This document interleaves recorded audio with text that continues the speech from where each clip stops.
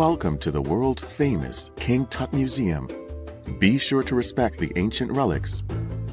The ancient Egyptians were a magical people who built numerous beautiful, magnificent structures, like the world-famous pyramids and temples. No running inside. Scientists till this very day still do not know how the Egyptians built the pyramids.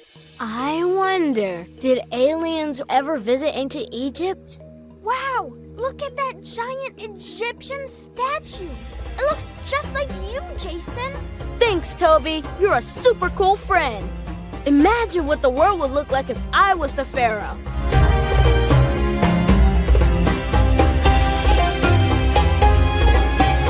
Jason, you are daydreaming. Wake up. Sorry, history got away from me.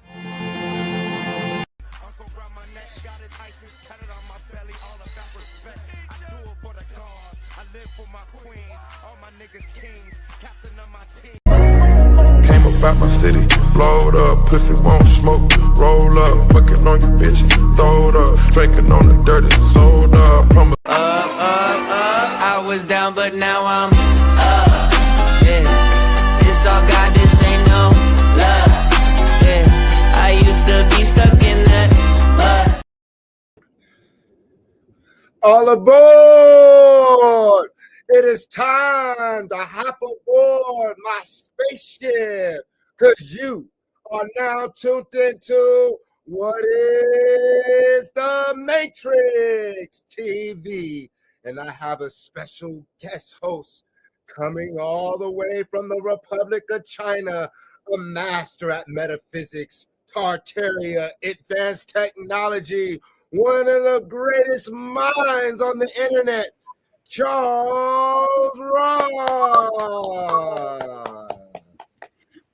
Peace and love, brother. That's how you an doing amazing today? intro.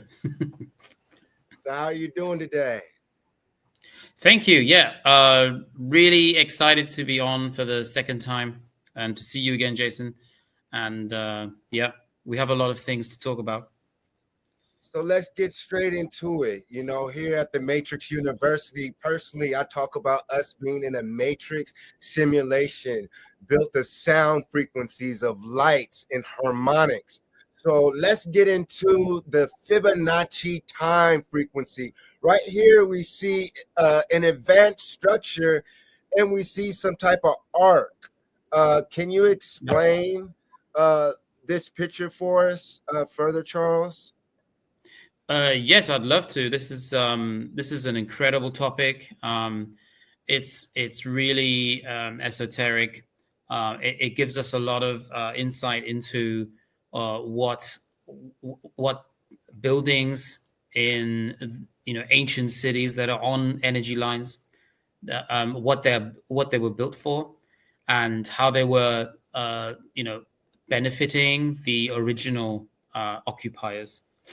Yeah, we have some amazing old architectural drawings here.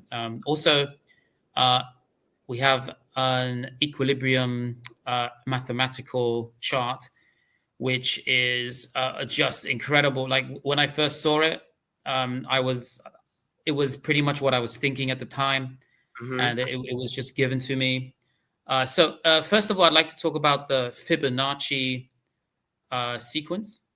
And I know you guys, we just started the show this straight with the fist pump. Charles, do you want to give an introduction to yourself before we get going about what you're on as far as the knowledge and what they can expect from this episode, and what really brought you on the journey of discovery that there was something else to reality, something more to religion, history, and where are you today with your discoveries, and what do you feel the gift that you have can bring to the world? I know that's a full loaded question, but yeah, that's a nice. I mean, it's a big question, but I mean, physically, how did it begin? I mean, I guess I was online.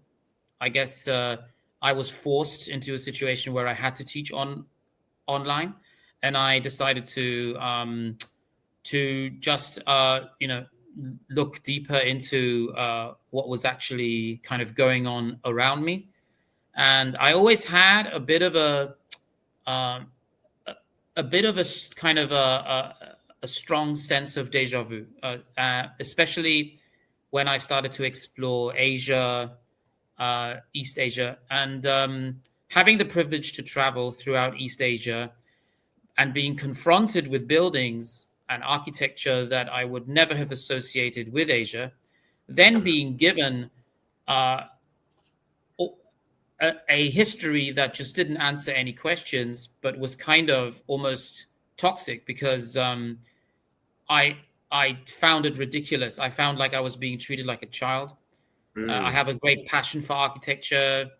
I did study architecture, but I moved into creative writing as a child, as a student at university, and then I went really deeply into art history for a while, and then I moved back into a graphic design and creative writing.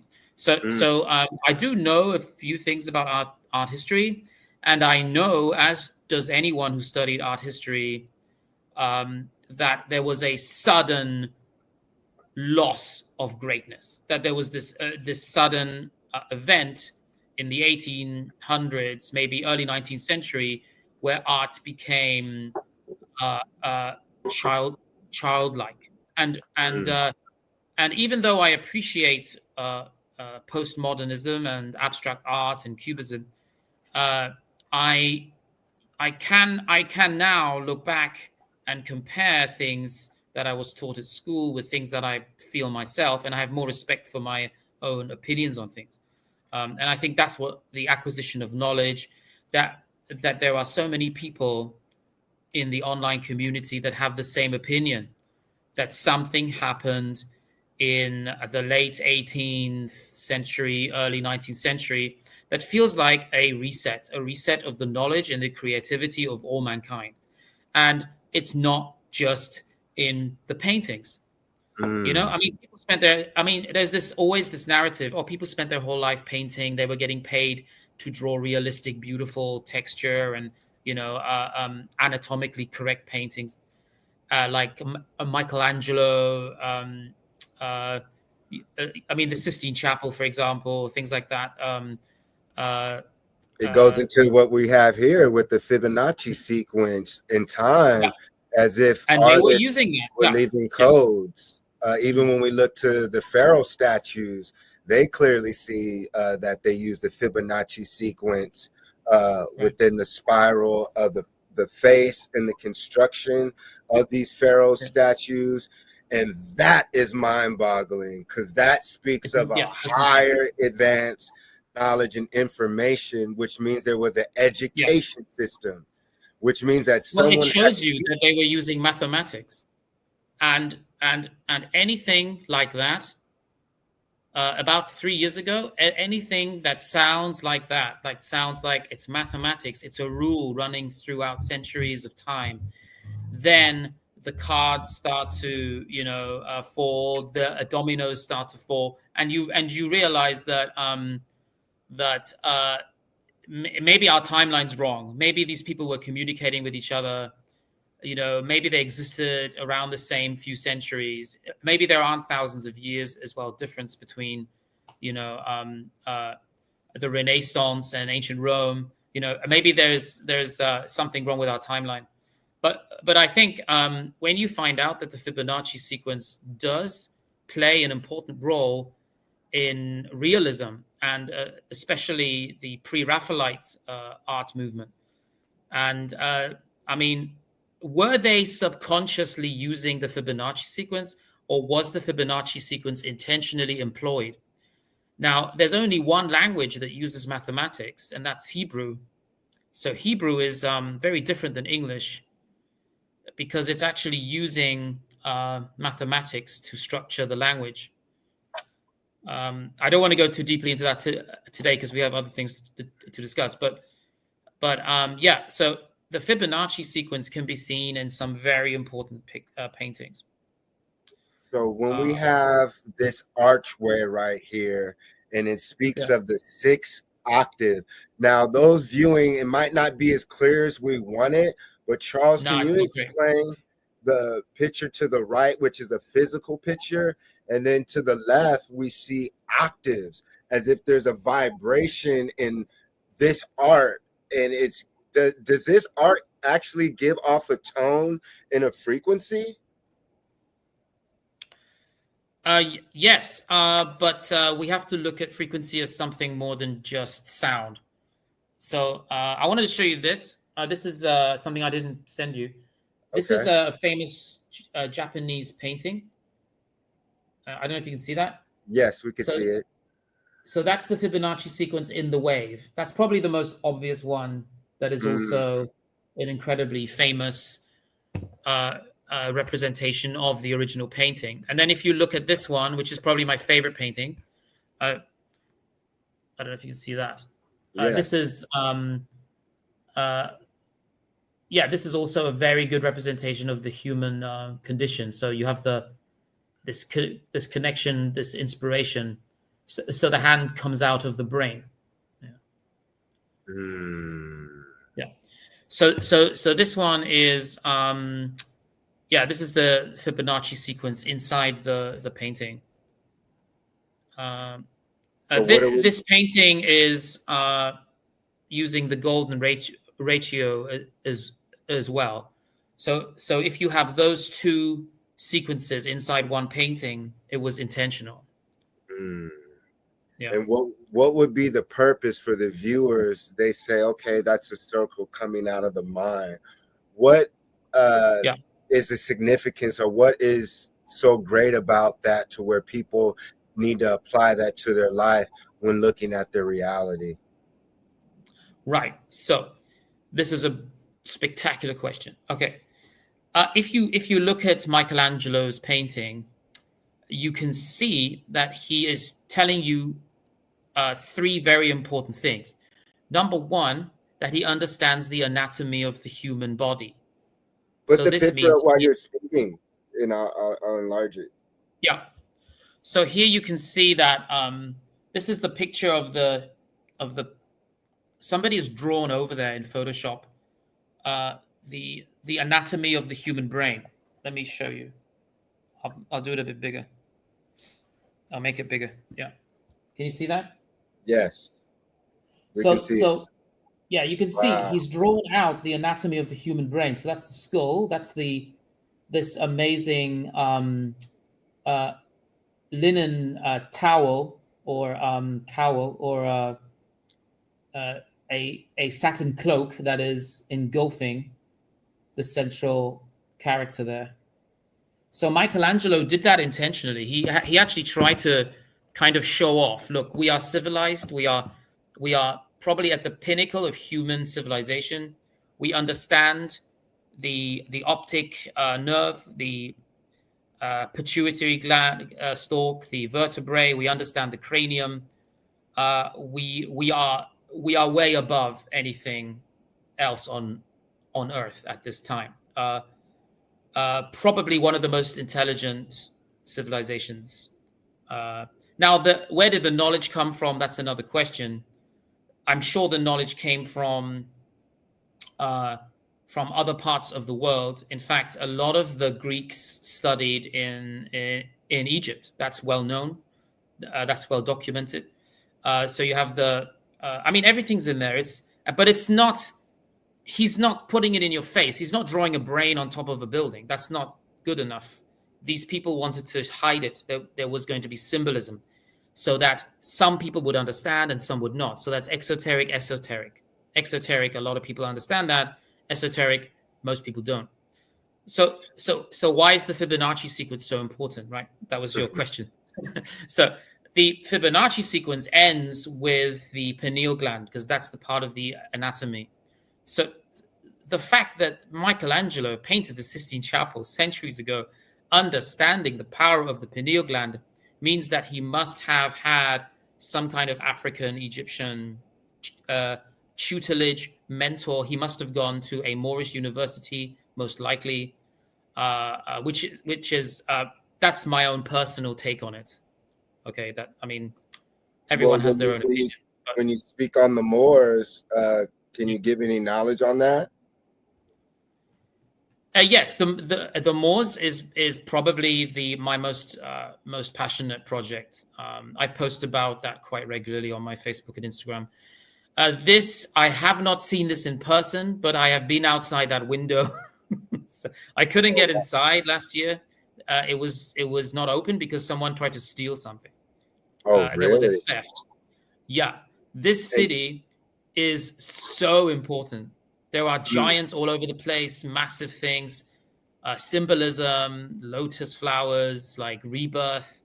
It's such an important city. It's called Dresden. Yeah, And where is it's this in Germany. located?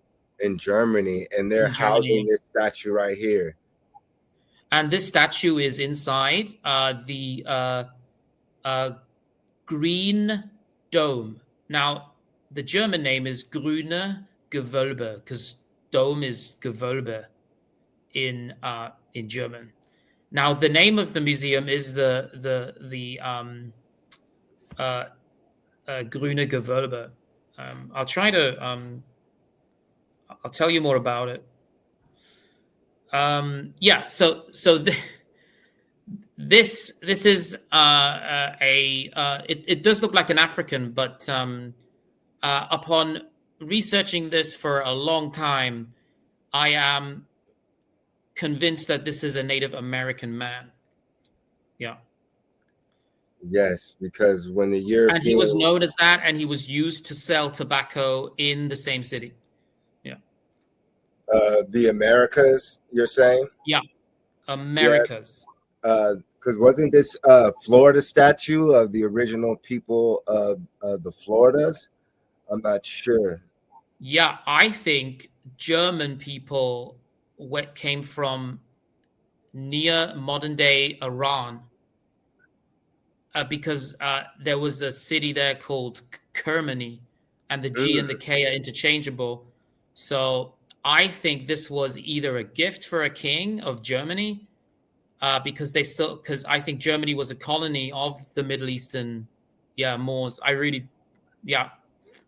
Well, we see when we look at the German crest, we see Moors all over, and there's more statues in Germany, and we can even pull up the swastika right now. Switzerland, yeah. I think, I have to be careful with the swastika.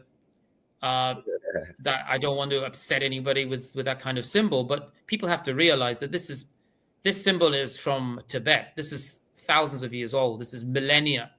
This has been used throughout China. It is used today. There's a temple. There are many temples with it. And I saw it in Egypt as well.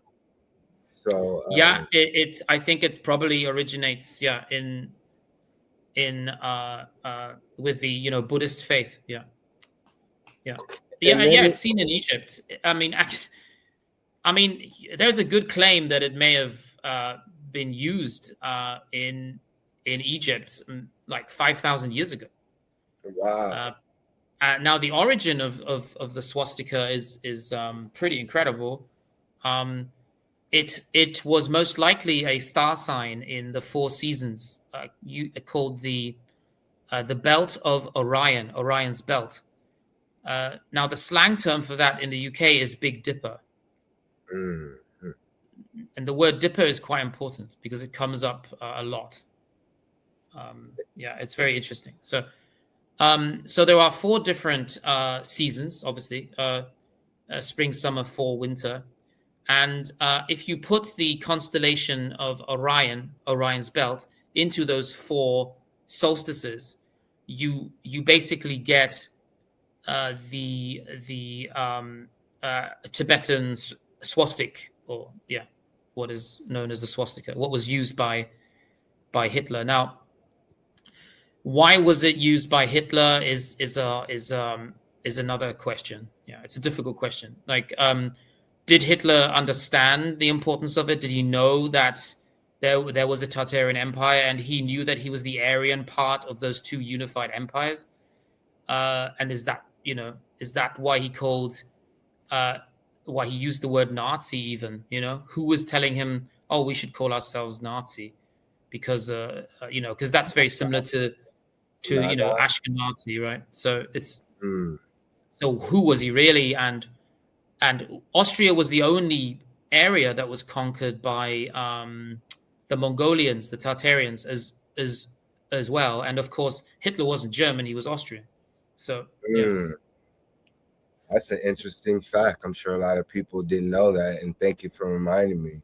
There's a lot of, and even with the swastika, could it be possibly that when they use the swastika now, it's in reverse, and they changed it, and maybe that's representative of the reality change, and that's a signal to say that the so-called Nazis actually are changing the timeline, they're changing reality, they're changing history, and by manipulating certain sigils that we're not aware of, possibly our DNA and our mind are attracted to these symbols still.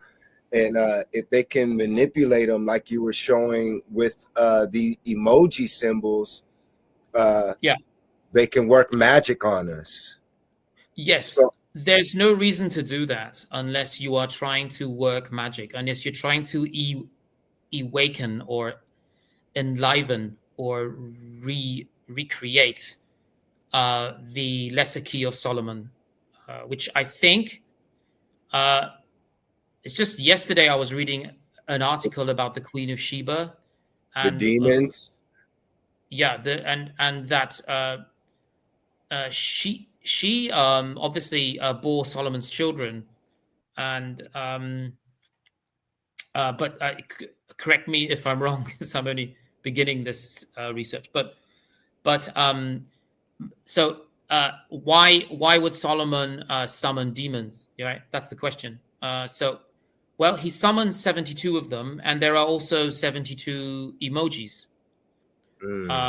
So that was somebody else's starting point. And then when you look further into the sigils themselves, because each one of these demonic entities, or let's be honest, they're actually demons that were summoned by Solomon. There was a dark period, which is also described in the Bible, when Solomon turned away from God. And I think that's when he was summoning these demonic entities. He sort of lost his way and he starts summoning them. Now, some of them, like, for example, Agares, which was one of the most powerful demonic entities, was used to create, in my opinion, an emoji that millions of people have used since on their phones. So you're sending this emoji of a laughing yellow face. Now, does that mean the original yellow face was also designed as a sigil, maybe like hundreds of years ago? I don't know, because they used to be called smileys, right? Oh wow, that's how they started off. Yeah, because there was, which means simile, right? Simile or smiley. So Salos is another one of the demonic sigils that is just too similar to the emoji. So you can see here, there's this one's a pretty close one. The one where the emoji is sort of like concentrating because he's angry and he's blowing wind out of his nostrils like an angry cartoon cow or a bull, like an angry bull. So if you look at the purpose for that, I think they were copying a very specific demonic Baal sigil. So they are trying to summon Baal, which is obviously in the Bible. That's one of the gods that they were offering people to. They were, sacrificing children to Baal. It's in the Bible. So imagine your child is on the phone and they keep pressing this, unaware of its esoteric meaning. And I think that's why everyone needs to know. Yeah. because there could be all kinds of negative frequencies destroying that protective shield that we all have, And dispelling guardian in the, angel. yes, in the computer circuits, there was a show called Superhuman Samurai, and it talked about how these so-called entities lived in computer circuits. So that would Yeah. make sense. Even when we look at the cities from an airplane, it clearly looks like a circuit board. So Right. Yeah. and then our cellular phones. Boy, I love trapping demons in a microscopic silicone megastructures to do my bidding. I sure hope nothing goes wrong. So Yeah. I'm quoting, for those watching or listening, I'm quoting one of the pictures that we have on the screen while it shows the youth playing with her phone, pressing these emojis and Right. sigils that we've never seen before. We've No. never seen these, and we know that us as so-called common people, regardless of our color, do not own these mega computer companies. So what are they doing? And then there should be a study when these emojis came out, and maybe violence in the country or certain things. I'm sure education doctors and all those can do the research on Yeah. what type of statistics possibly rose, suicide rates, depression, Exactly. violence Yeah. at the school, dropout Right. rates. We saw that even with the COVID, that the 2 years that these children and youth were out of school, they say that they'll never get back that time. So No. these students are less intelligent already, and they're on the computer, like you said, or their cell phone 24/7 almost, Mm. So Yeah, I mean, because you're doing it to someone who has absolutely no chance of understanding it. You are not showing them a clue. You are not kind of telling them what's going on. Yeah, I mean, there is there is zero chance that a child is going to be able to protect themselves, understand what's happening, make a decision for themselves based on that. You are just putting it into their lives without any ability for them to even subconsciously get to grips with it. It's basically you're 100% putting all of the burden upon their, I don't know, guardian angels, their parents, education. I mean, you're basically just waiting for their ancestors to like help them, or help them lose their phone, or help their phones kind of break down. And when you are entering the physical world, when a demon starts to design a microchip and enters the physical world, because humans obviously aren't a robot. really going to be doing that, right? I mean, that's microchips are so much more than just a microchip. I mean, you can zoom into those things 1,000 times, and there's still some mechanics going on. Yeah, yeah. So how can you how can you protect yourself? You are relying upon good and evil spirits all around you. You have to strengthen those. You have to talk to those. You have to understand what they did for you to protect you. Yeah, I mean, this is the signature. I don't want a demonic signature in emojis that my child or friend or anyone, unless they decide to go that way. If they decide to summon demons, then they have that burden to bear. But incorporating something that is obviously designed for every age group into your spiritistic practices is the epitome of what I think I would consider to be evil, and something we should work against,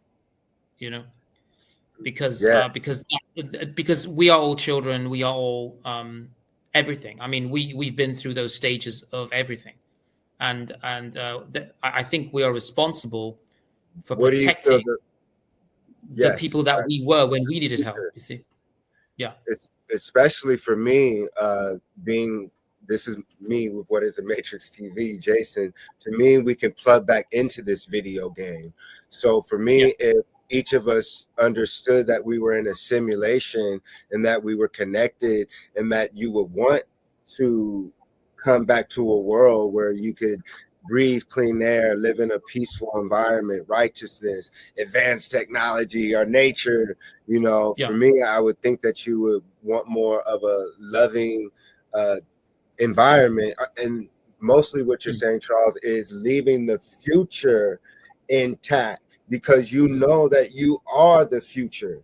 And Yeah. so if you don't protect the future, one, you forgetting that you were a kid, like Netherland, or like I would say Michael Jackson was trying to say, is that they're taking away our innocence and making us forget that we were children. First of all, by giving us an age that creates a so-called fake time loop in January, Monday, Tuesday, Wednesday, Thursday, 2 p.m., 4 a.m., all these time loops that they create over our mind.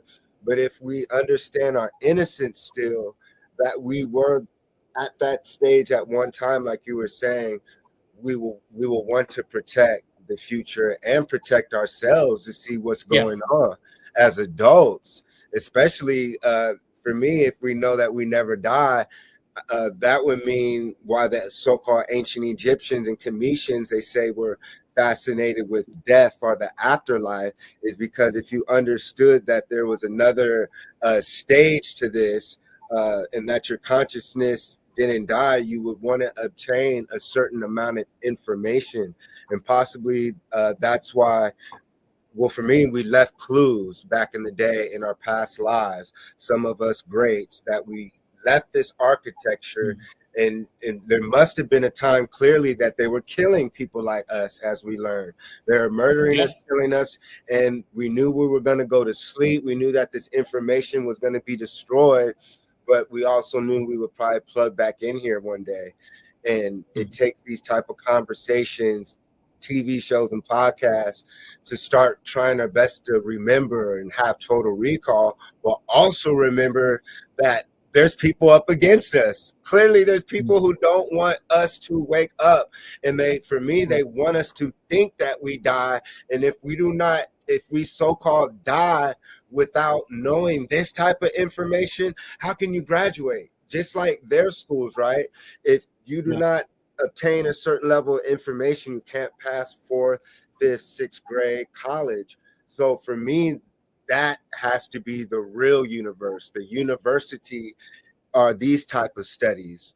And the only way to pass on to, for me, to walk amongst the stars and different planets and all that fun stuff, is to learn this information. And this is what has us trapped. And for me, this is going to lead to, okay, we have the cell phone. The closest thing is next is putting it on your body with the neural link, the so-called microchip. We see the glasses, the virtual reality, and then eventually people will want to live in the virtual reality world because it's so much more fun than the real world, especially if they start giving people a stimulus check. They create digital currency to where they control people's finances.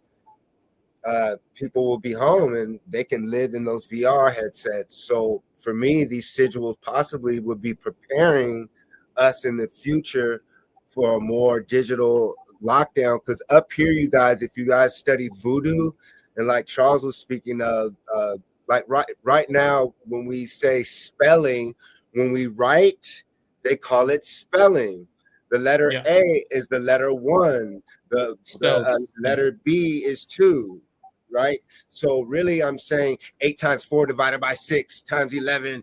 But those sigils like A and B, those are sigils. And with those sigils, they make up words.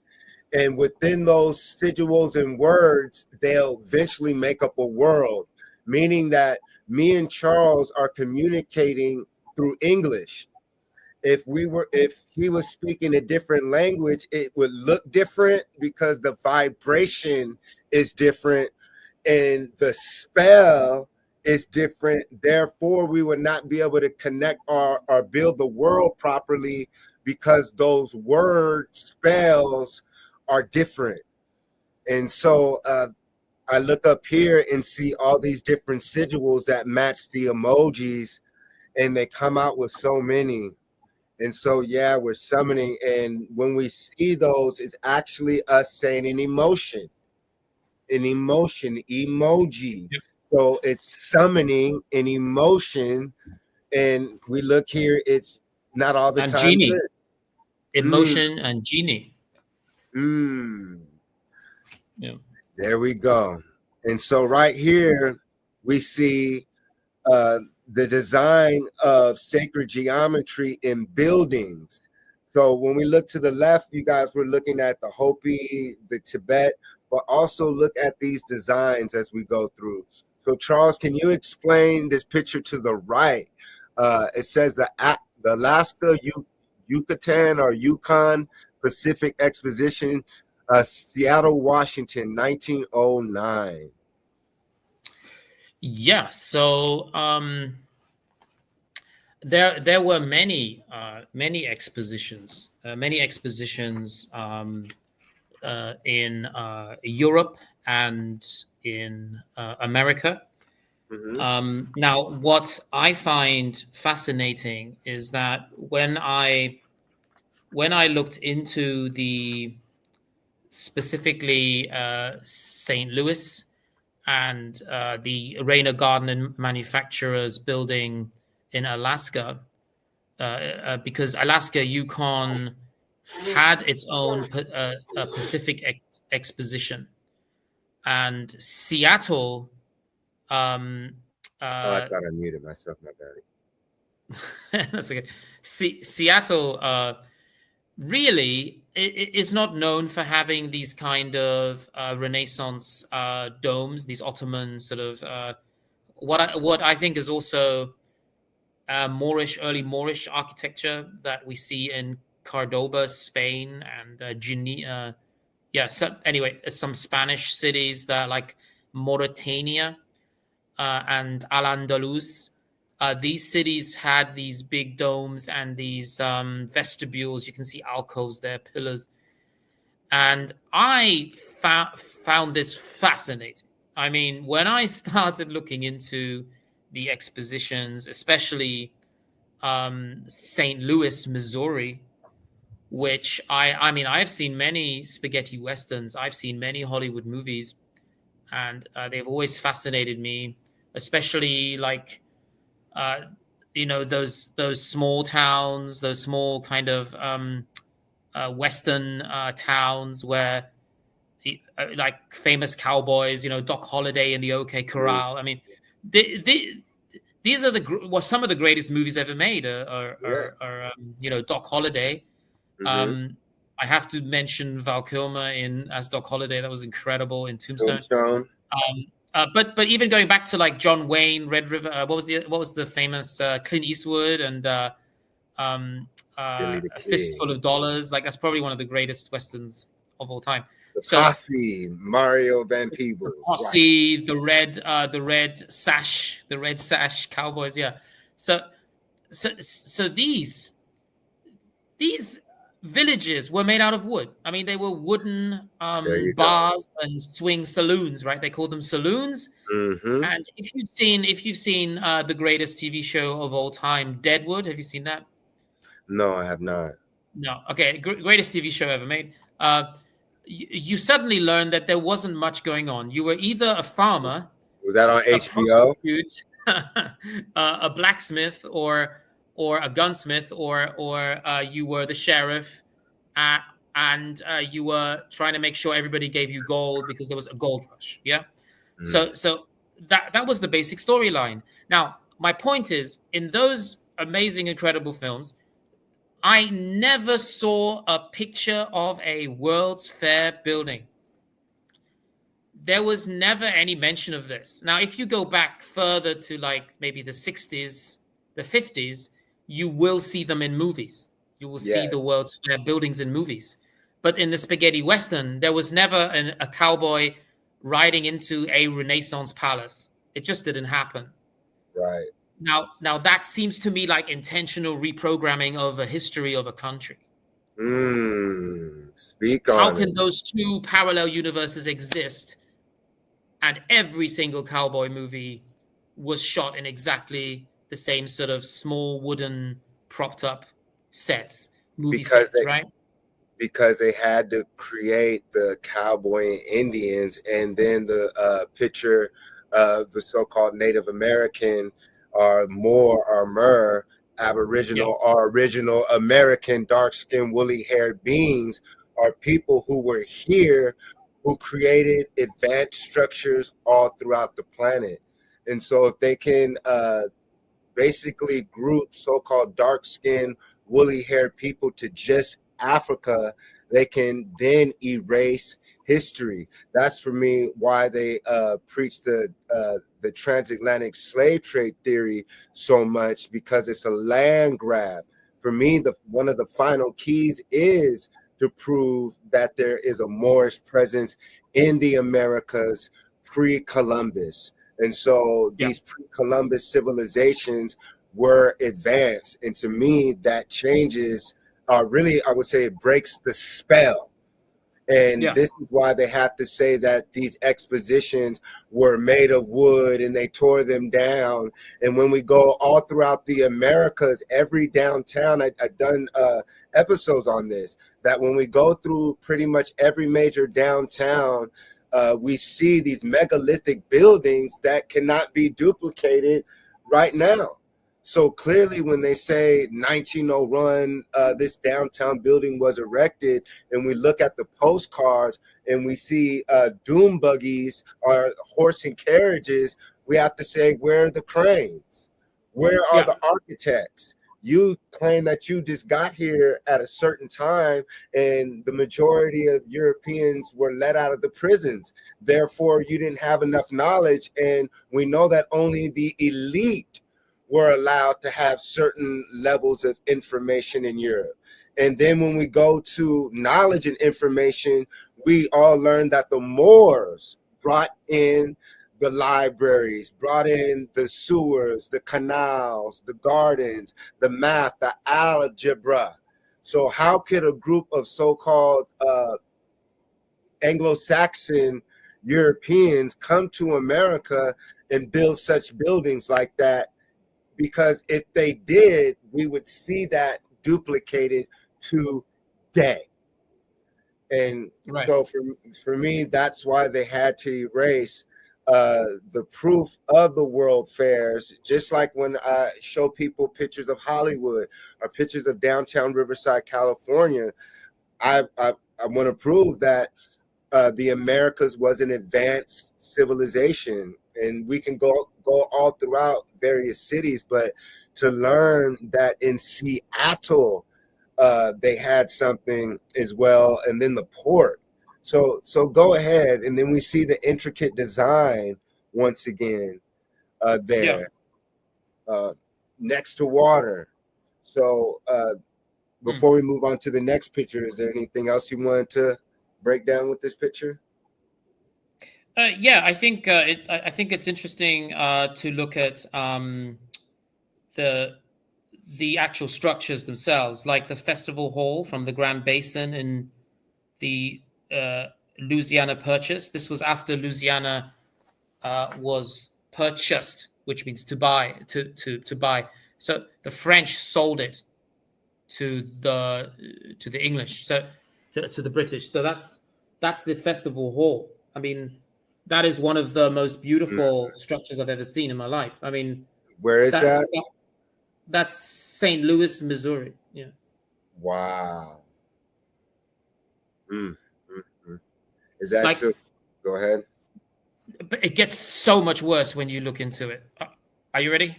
Okay. So, I mean, this had water irrigation, electric incandescent bulbs. Now, even for it to have incandescent bulbs in 1904, I mean, 1904. But I mean, the first exposition was in the 19th century, not in the 20th century. So, I mean, how could that kind of architecture exist there? So when I looked into it, I try to have a look at the population. What's the population of a city like that? You know, St. Louis. Let's look at the whole city, because where are they getting all the architects from to build that? How are they going to make money out of that? So, yeah, I mean, the population was like maybe in the I mean, not until 1880 were there more than 500,000 people living there. So it's There would be no purpose. Why would like they yeah, were I mean, saying? the only way you're going to make your money back Well, is I don't know. You need people to get there. You need to build railways, and there wasn't. I mean, yeah, I don't know how they got people into the city. I mean, how were they advertising it? Why would people come there? I mean, everyone's busy farming, aren't they? right. Building their homesteads. You may have a lot of immigrants, but how much money do they have? How much disposable income do the Irish immigrants have at that time? So the city didn't really support the scale of the exposition. Like right here, is it showing the screen of the Mormon church that you guys could see? And look at that. You know, when we look at Salt Lake City, Utah, and we see these mega structures like Charles is saying, when their population was just Jack Smiths, a sheriff, they didn't have the technology back then to build this. So once again, for me, this shows. I mean, there's no cars. People have to remember, even for the 1904 one, where most of those buildings were built for that, there were no cars. It was all horses and carriage. That's how you travel. That's how you circumvent, the city. I mean, yeah, this one is just one of the gates there. I mean, who's building that in 1904 in rural Missouri for a fair? And Wow. as I said, I mean, it gets so much worse because they're saying that it was built to be temporary. Wow. It was built to be temporary, and it wasn't built out of stone to support a structure of that size. It was built out of wood and plaster called staff, a type of plaster. I mean, I don't know if I don't know what they think the IQ is of the average, human being in 1905, but in 2025, that does not work. You can't say that anymore, and that's insulting people's intelligence. I mean, even for that structure to stand up straight upon itself, even made out of wood, covered in, I mean, they would have to have 3D printers. I mean, they would have to have had some real, what I like to call a Tartarian tech, because that's not happening. That's just not happening. And those rooms, you could go into those rooms. They had lighting in there. Well, that's they had lighting. They had irrigation. They had water. As you can see, there are fountains. There's water pressure. There are turbines somewhere in there, pushing that water up.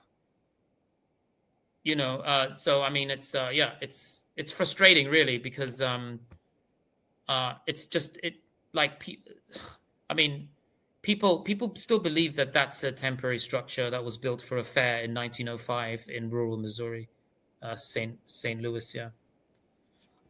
So we have this picture up top. I actually saw this picture myself. You sent me one, and I have a real picture of it here in Kemet. Explain your version of what the audience is seeing right here. Yeah, we're seeing a lot of things here. There's a lot of different. I mean, so we are looking here at an electromagnetic structure that looks like a golden obelisk. It esoterically, it definitely has some very useful information in it. This is one of the symbols that Tesla was studying when he built his own towers, his own Wardenclyffe towers, his own electromagnetic structures where he was harnessing energy. Now, at what point do I tell you my own opinion? I'm just going to go for it. So, my opinion is that so the pyramids were designed to harness mana, or to turn the ether, or to filter the ether, turn it back into something that is physical. I call it mana because that's something that's in the Bible, and it's also something that the Egyptians would have probably known about. Most people don't connect the Egyptians with like religious figures. Like, for example, Moses there's a story where Moses was found in a river floating, and by an Egyptian queen, and then he was adopted into the family because it was easy to adopt him into the family. So could it be that there were people traveling throughout Egypt passing on this knowledge?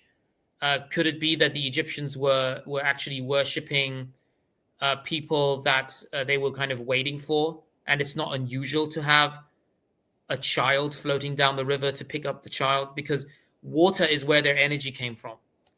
Yeah, Well, that's the the word pyramids more. are the water structures, the rivers underneath the pyramids Yes. are designed to generate electricity on a magnetic level, and then you have the electricity which is coming from the air, from the ether, static electricity, and these pylons these obelisks are the symbolism that reminds us of that we are all kind of blessed by that knowledge, and that at some point there were obelisks in every city on earth.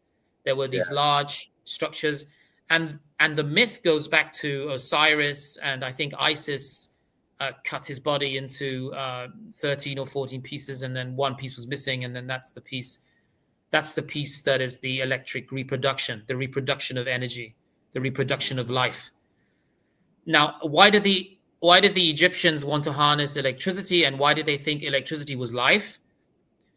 Because we don't know what they knew. We have to admit that. We don't even know today what the pyramids are all about. So there are people saying the pyramids were just protecting the farmers from rainfall. They were pushing. It's ridiculous. People used to tell me at school that the pyramids were designed because they wanted to put the sarcophagus, the mummies, into the pyramids.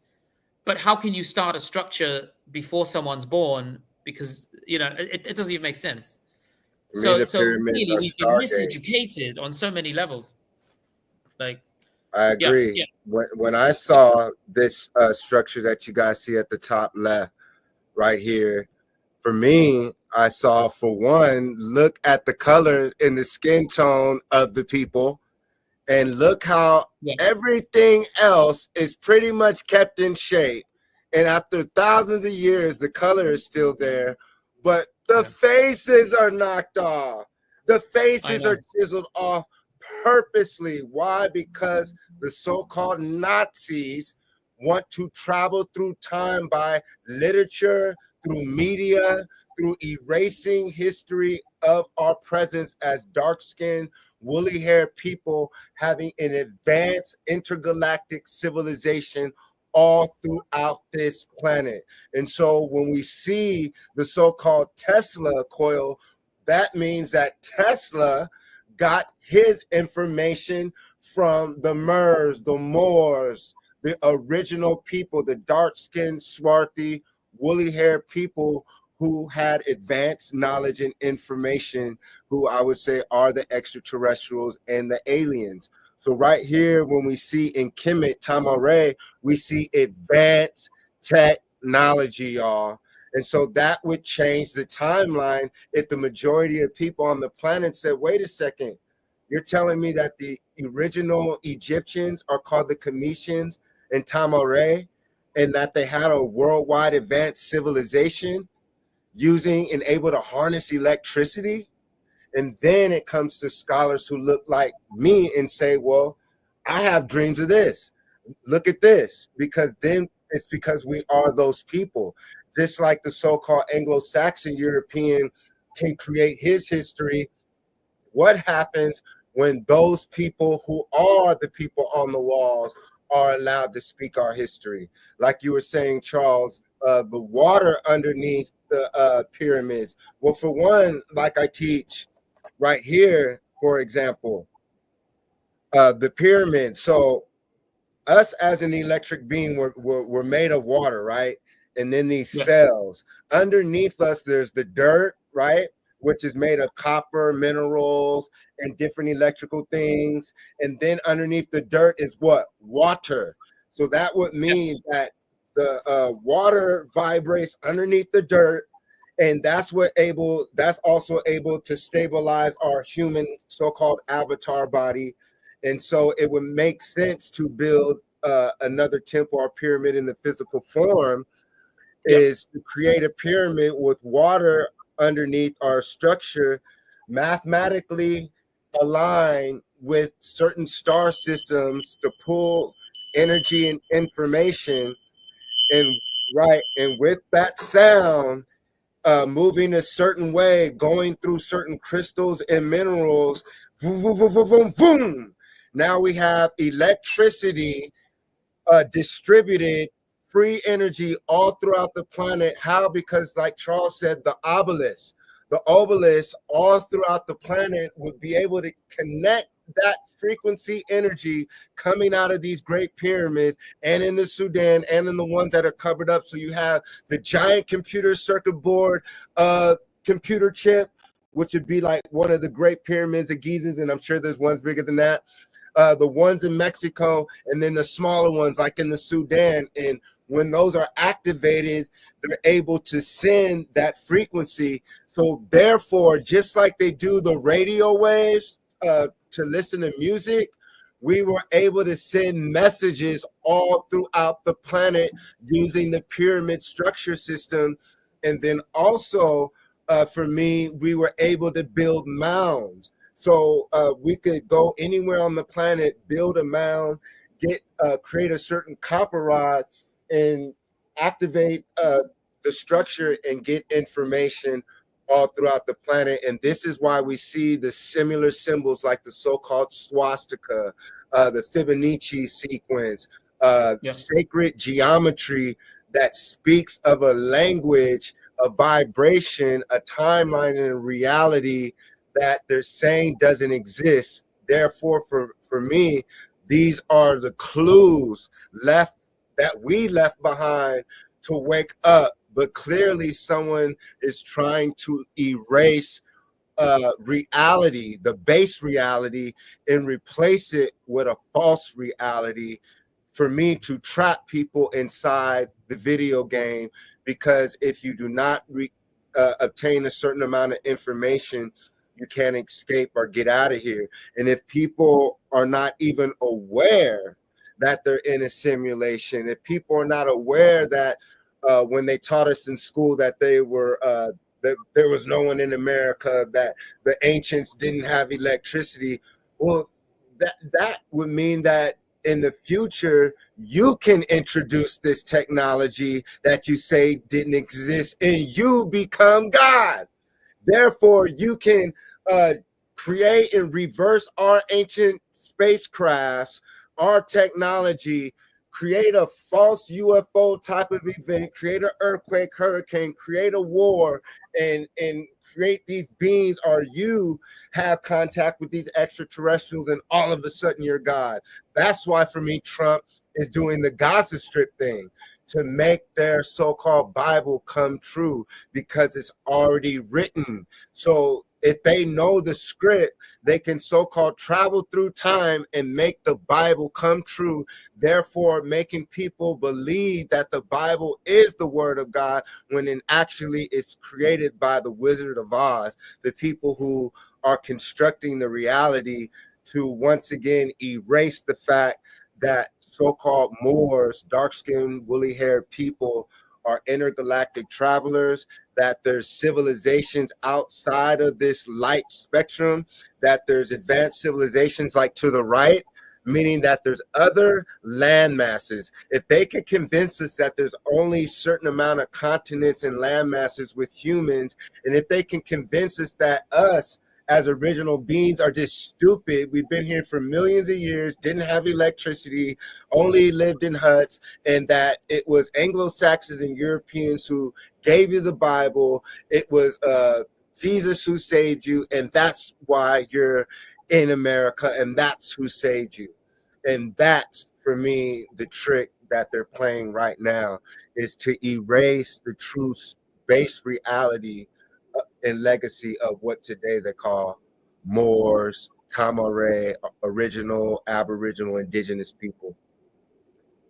So right here, and we can go back to that. Is there anything before we switch to that? Oh, and then talk about the map to the right, Charles, if you guys can see the center of Earth, North Pole. Coincidentally, Santa Claus comes from the North Pole, and he has elves, the Twa, the pygmy, with magical powers, right? And so for me, that's a story that there's something inside the center of the Earth or the North Pole to where they don't want us to visit, and maybe that's another landmass to where they even have hieroglyphs and Mayan and petroglyphs, all these ancient scripts of the North Pole having like a tree coming out of it or an antenna. I would tell people watch the show on HBO Westworld, and so possibly that tree of life or antenna is what makes this world also solid. So for me, this gets further into advanced technology on how this computer game is ran, and where we truly are. And they call it unplugging, but I would just say for me, getting more intelligent to discover what I'm actually in, and then I could understand what I'm experiencing. And to me, it's a tragedy that they erased my history, because for me, I know I've been here before. And when I look at that statue in hieroglyph, that looks like me or another brother of a past, and that could be me in my past life that I left. So when I look at it, I could be like, okay, I need to do this. Oh, I remember that code. I can build this machine.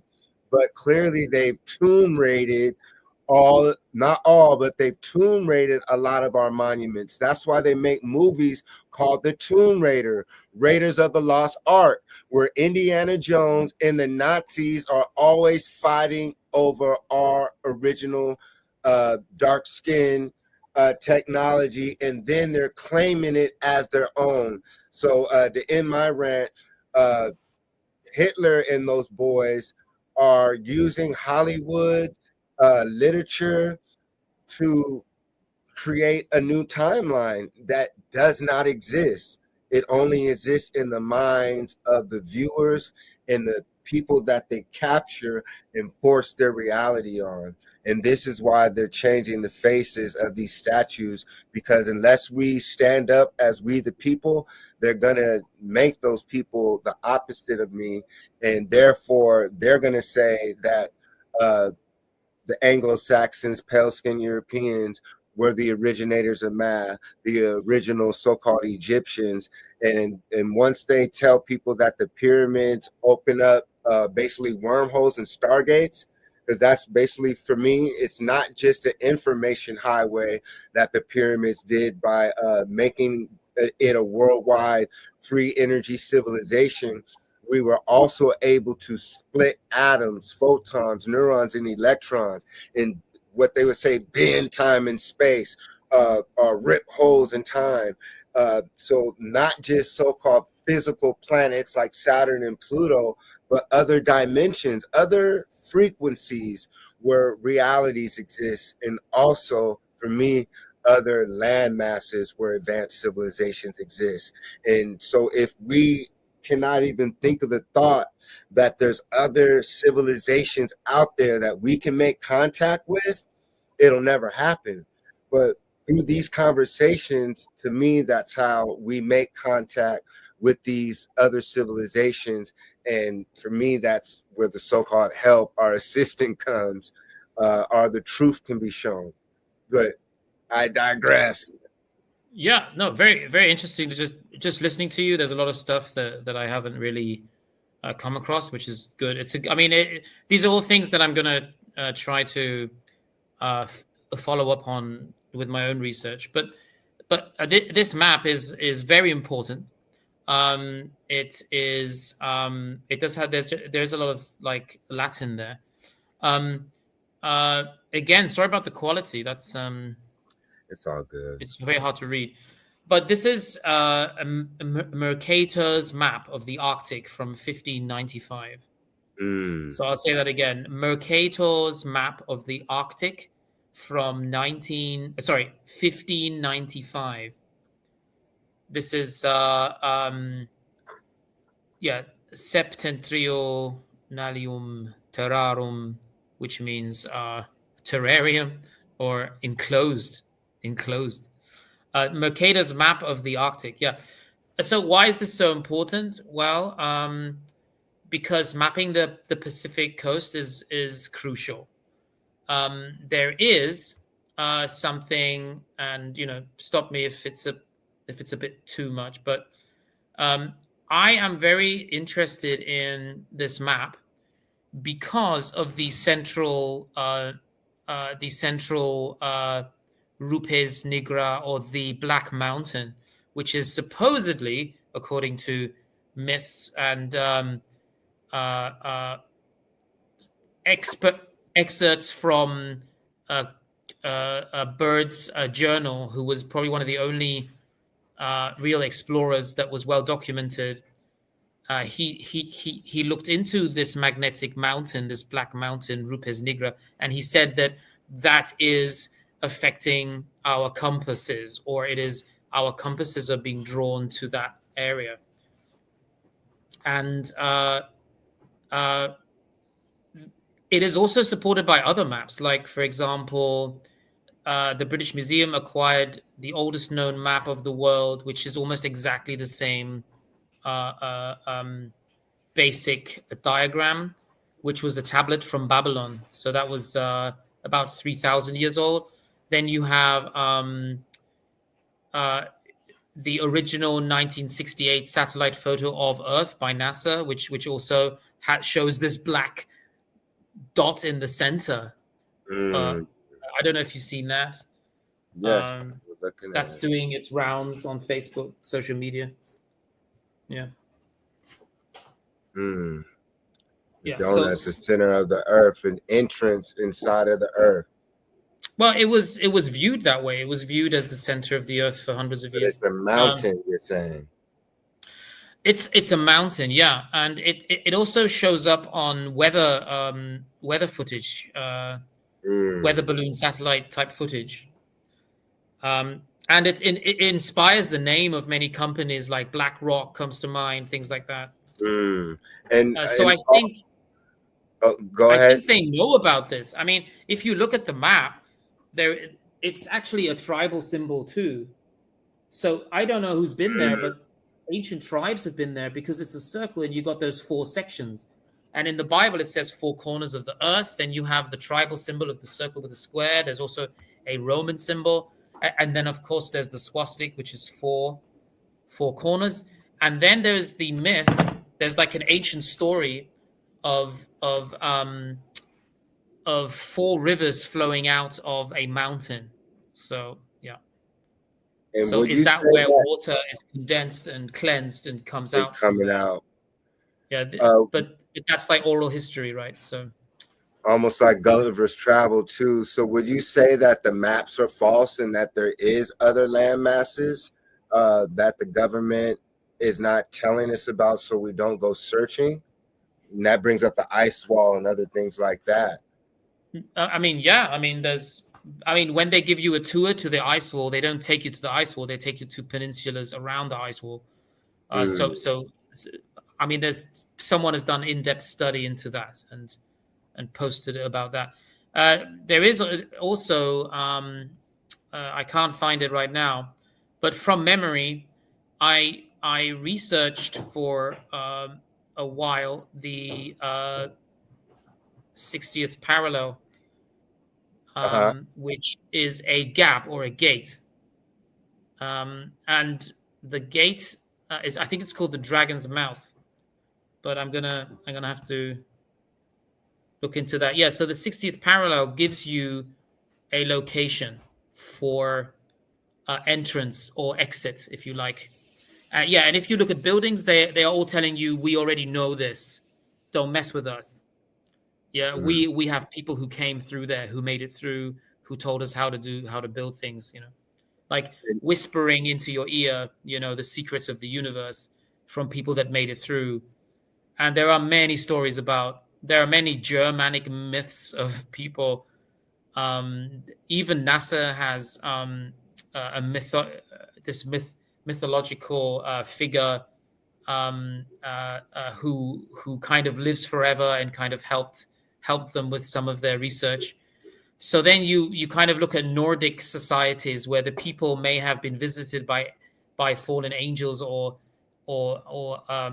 aliens, as we like to call them today, and therefore have this higher stature, like blonde hair. Where did blonde hair come from? Where did red hair come from? I think you mentioned that earlier. So it's like these completely unexplained things, like even the languages that we speak. Where did they come from? Because in the Bible it says that we did get together at some point, and we did build a tower, and we did reach the sky. We were we did build the technical arcs. We were the architects. But then we had this. We started speaking in tongues. Now tongues are a way to pick up knowledge, right, or to remove things. So yeah. So I mean, we've kind of taken it really far into biblical things, but no, yeah. I would say even we see the obelisk right here. It connects to what I was saying, what we were saying, with electricity being able to be distributed throughout each city and throughout the planet. And that's why we see these advanced buildings. But of course, they removed a lot of these obelisks. And once again, we see the dirt road and we see horse and carriages. So these people didn't build that.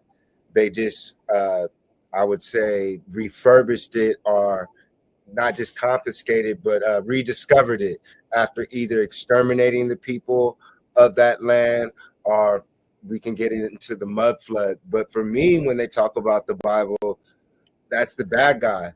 And it shows that particular God had, I would say, a spacecraft, because that God Yahweh said he hovered over the land, and the people had one language, right?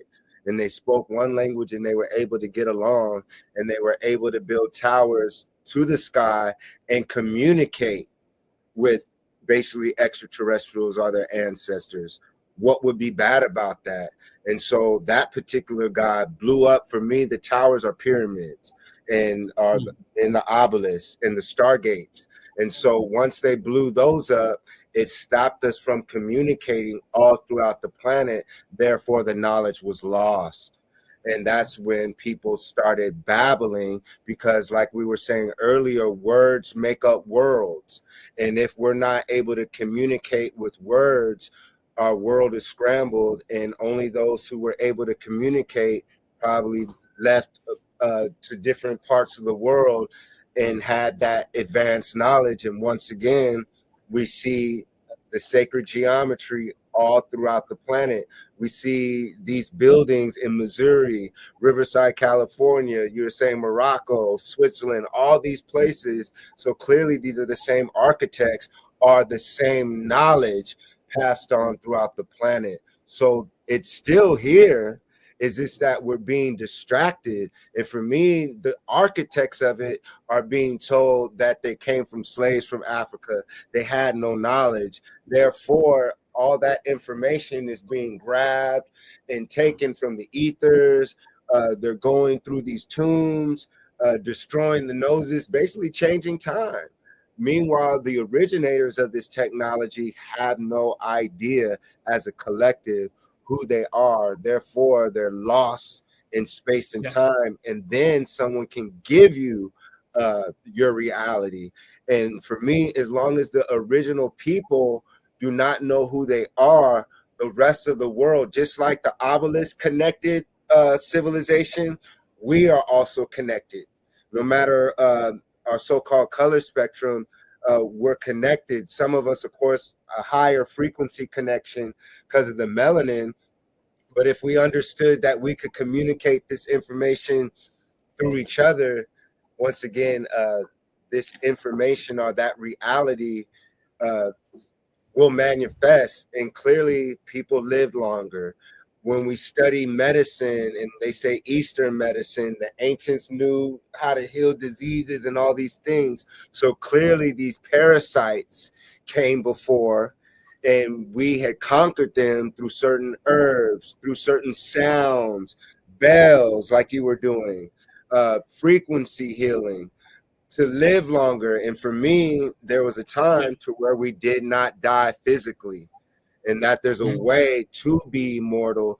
And also there are others who did obtain that, and that was one of the goals. But if they can teach us that, oh, only Jesus or Buddha or Muhammad can obtain that information, and then there's no schools or so-called mystery schools to where you can go down the street and learn, just like you can go down the street and find a Christian church.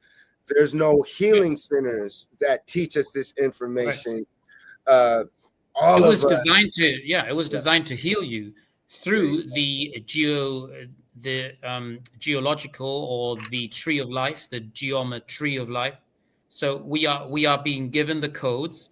If you say the right words, they don't necessarily have to be English. It's better if it's probably Hebrew, if you start learning Hebrew. But these are mathematical codes. So if you think it, then you don't have to say it. If you use sound, if you look at colors, you have 5 senses for a reason. They're all designed to help you recalibrate information. And then the food you eat should be healing. It should be natural. It should have the geometry of life in it. There should be the right geometry, but that's another topic for another day.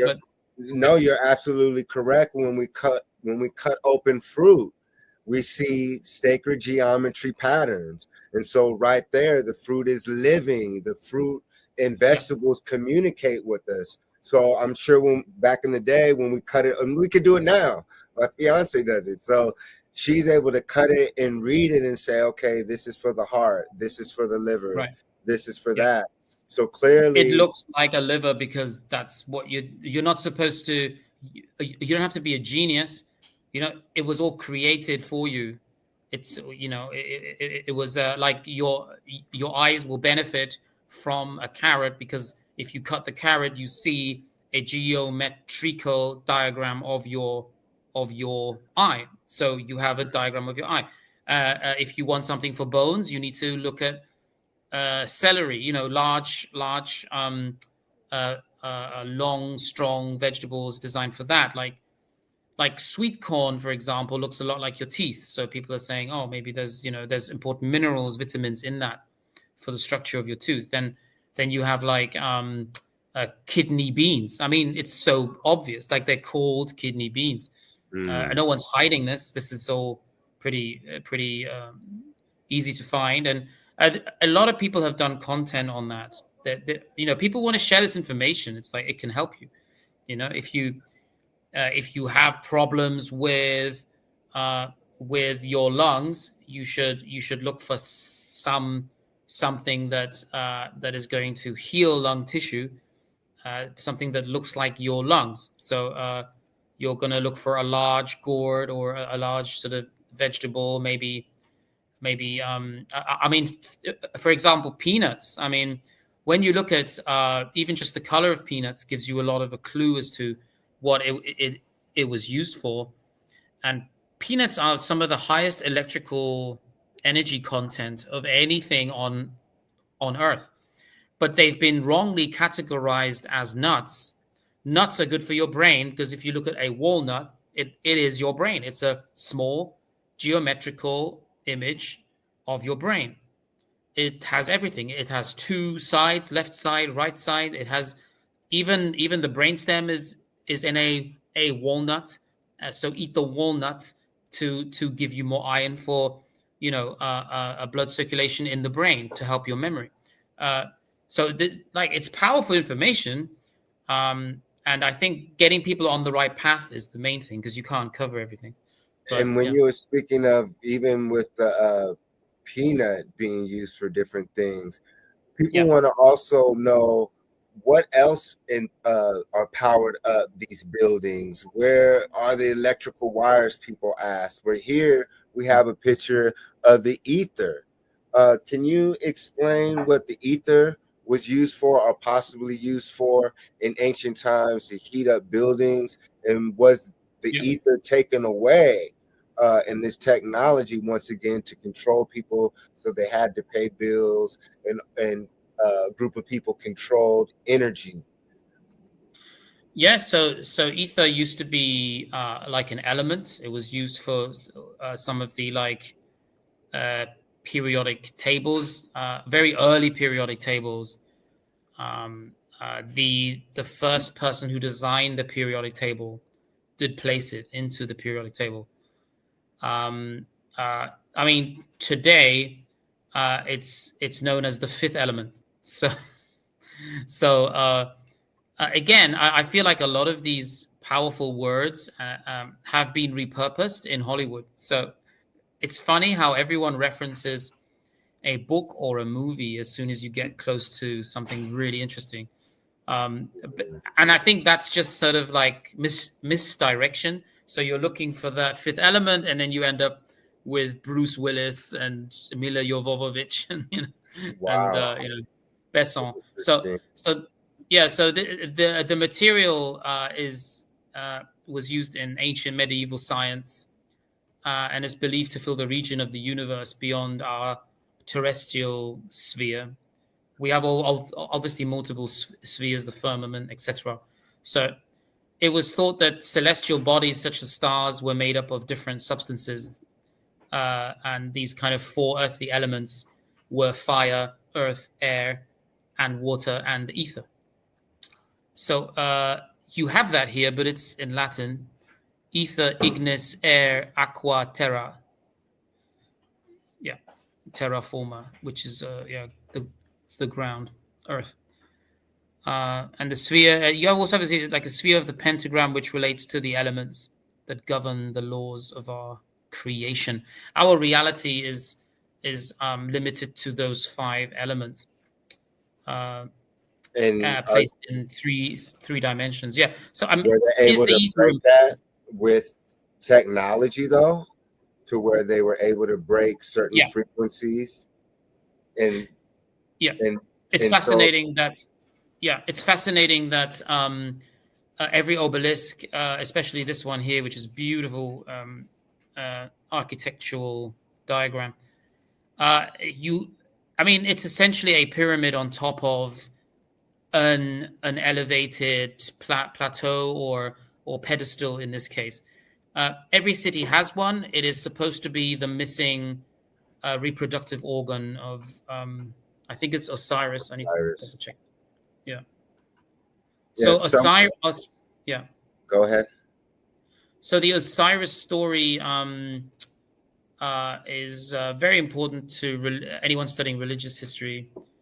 He was actually a god, and he was identified as the god of the afterlife. So ether was thereby viewed as something very powerful, because it was harnessed using this device, in my opinion, because none of this is mainstream. So he was the eldest son of the god Geb and the sky goddess Nut. Osiris was married to his sister Isis, and he was the father of Horus. He was actually murdered, right? And Osiris was murdered by his brother, which is very similar to the story of Hamlet's father, because in Shakespeare, in the play Hamlet, you have the exact same story. So the resurrection of Osiris by Isis, and you have this conflict between Horus and Set, this war. Now Seti is raising a jed pillar in order to harness that life force. You can call it ether, but I like to go one step further and call it the force of all life. Hence, the phallic obelisk in every ancient Tartarian city on Earth. Tartar also, by the way, was a deity that could be linked to the same story. The Greek mythology can be linked to the same story. Biblical mythology can be linked to the same story. They are duplicating the same thing, then they're destroying their path behind them because they don't want anyone to follow. They don't want you to follow them and find out that the most powerful thing on Earth is actually inside your head. It's the most powerful mechanical, evolved, engineered by a higher creature that we no longer really talk about, which is absolutely mad. Because this connects to everything. The ritual for the resurrection of Osiris connects to everything else. Go deeper when you're speaking of the intelligent being that we no longer speak of. Go deeper because or go higher, as we see to the left. The picture you sent, it shows the plane of Earth's orbit, the axis, and then 23 degrees. You're saying, but they, like, nobody says his name. And many different groups, even the ancient Greeks, they never said his name. I believe his name is Atum or Yahweh. I mean, you can basically just say his name by breathing, the breath of life.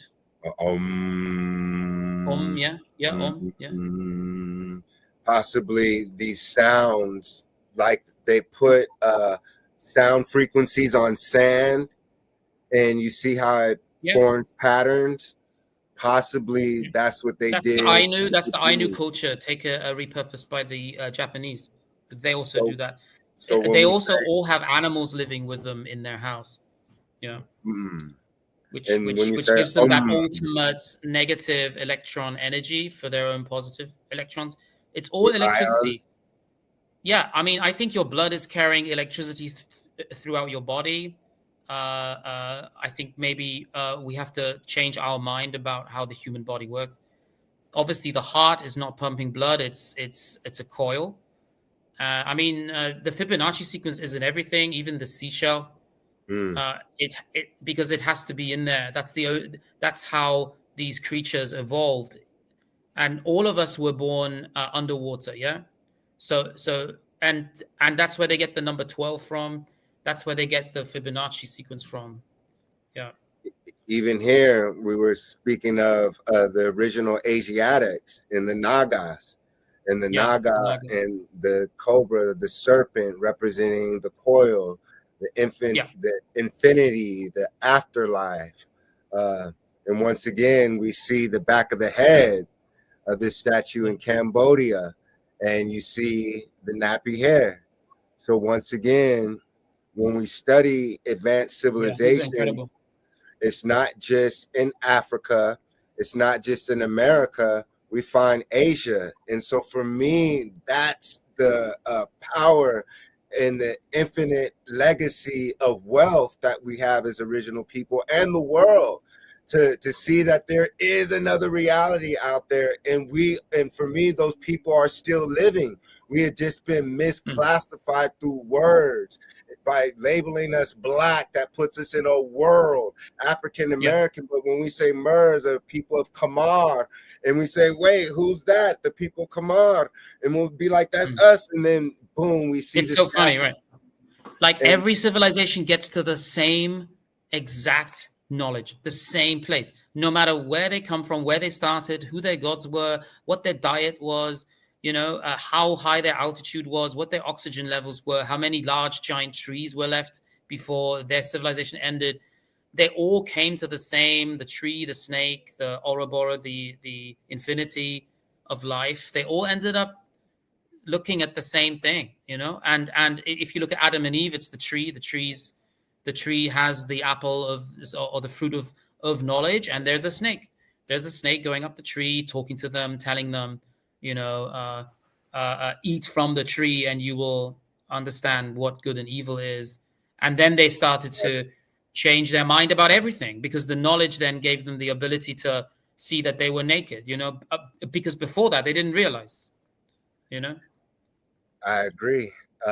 That's why I think the Bible is already prophesying a lot of things too. Like, I don't think we can't say that, oh, because certain politicians use the Bible, that means the Bible isn't true and important and written by a God, our God, the creator. I think all of these religions are searching for him, you know. I hear you. I hear you. Yeah. Definitely when it comes, I agree. There's parts of the Bible for me that are true, and for me, there's parts that are corrupted. When they Yeah. speak Okay. of certain, when we say the Ten Commandments and all these different stories, we learn in the Egyptian Book of the Dead.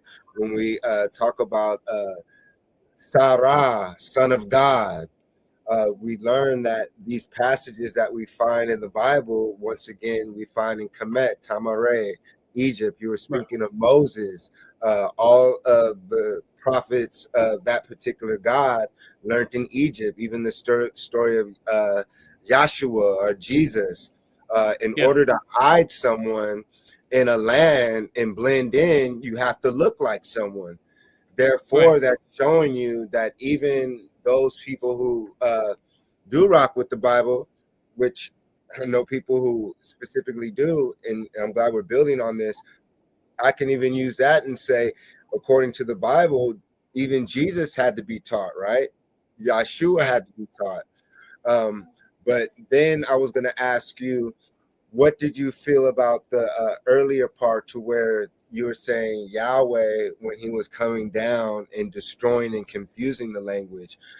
Some people would say, Jason, they were under control, and that's why they were speaking one language, and it was extraterrestrials controlling the humans, and Yahweh came to save them and all these things. Because for me, Yahweh is the bad God, and that the Yahwehs represent a group of extraterrestrial beings that exist, that created what we call mankind. And for me, my memories is that we had the technology to create other beings on this planet. And so for me, as what they call a creator or a programmer, have you ever played the game Sim City on the computer? Do you remember that game? To where I played that. Yeah. To me, I would say it's the same thing. If I'm a creator, I would create the landscape first, the program the trees. Maybe I have some partners and say, okay, we're going to create this plant for this purpose, then the animals, and then our human avatar, and then eventually so-called other what they call races are skin tones with different hair texture, different tones, so we can experience ourselves as extraterrestrials in various different forms, and then take that experience and upload it to the source, or what we would call now the mothership, just like they're doing with us with AI.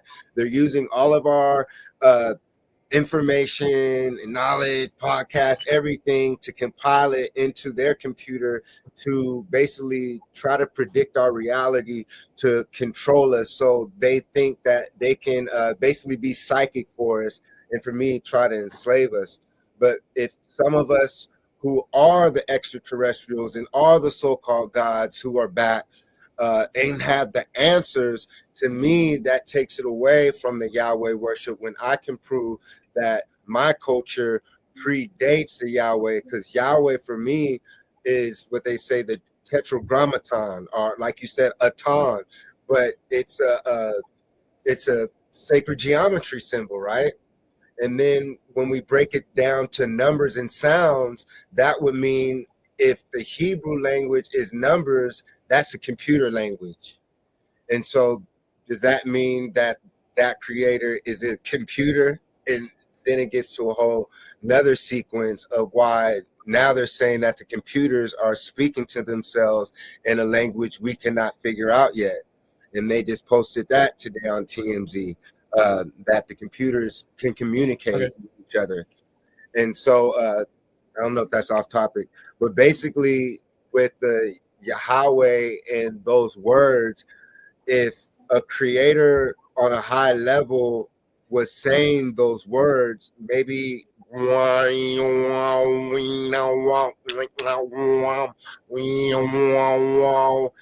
even when you do psychedelics or vibrate on a higher frequency, you hear those sounds, right?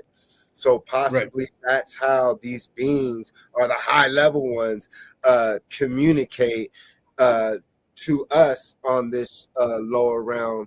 And during those times, we were able to have machines, possibly, or something like you were saying, the Japanese machines that are able to pick up those sound vibrations, whether it turns into a snowflake or those languages that form what we say, Y, A, or Ya, He, Wa, Ya, Ha, Wa. And like you were saying, breathing.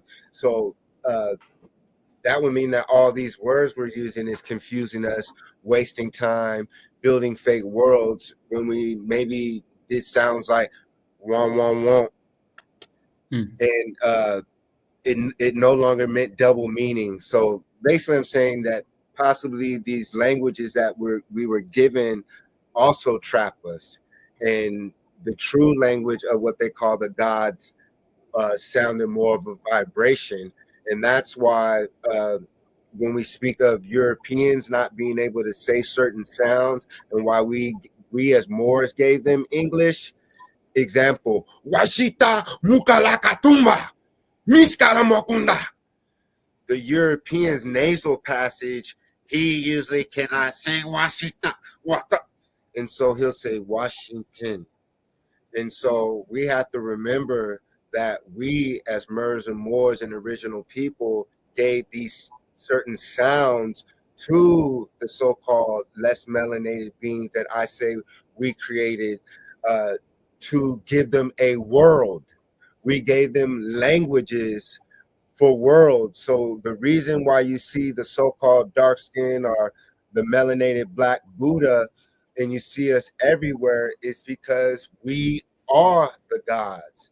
And naturally, I can stand under the sun and get information at a high level, not on an egotistical level because I'm better than someone with pale skin, with straighter hair. It's simply that this avatar suit with the melanin is able to get the solar radiation and all that information and frequency at a faster rate, and we're connected more to the universe with the melanin, and we're able to build these things on a natural level. And wherever we travel, where we created these other beings, we would teach them. And when we left these lands, we would give them the knowledge. That's why when you study cultures outside of the dark skin, woolly haired people in the flat nose or the pointed nose as well, you see that we were worshipped as the gods. So truly, for me, some of us, I am one of the deities return to teach. The problem that we see today is that our land has been confiscated. You see our statues destroyed. So when we speak of these things, they can argue and say, that's not you. Why? Because they're knocking off the statue's nose. They're changing the paint. So right here, Charles sent me, rarely spoken of and often termed a conspiracy theory, an East Asian mystery is the origin of Buddha. I have come across many depictions of Buddha in my travels. So what is the true origin of Buddha? So can you explain more some of these pictures that we have up here that you sent and I collected as we show proof that the planet was advanced, but when we speak of Mers and Moors and original people, we have proof once again outside of Africa, outside of the Americas and Europe, of advanced civilizations. You see these wide nose brothers and sisters, and once again you see the kinky hair.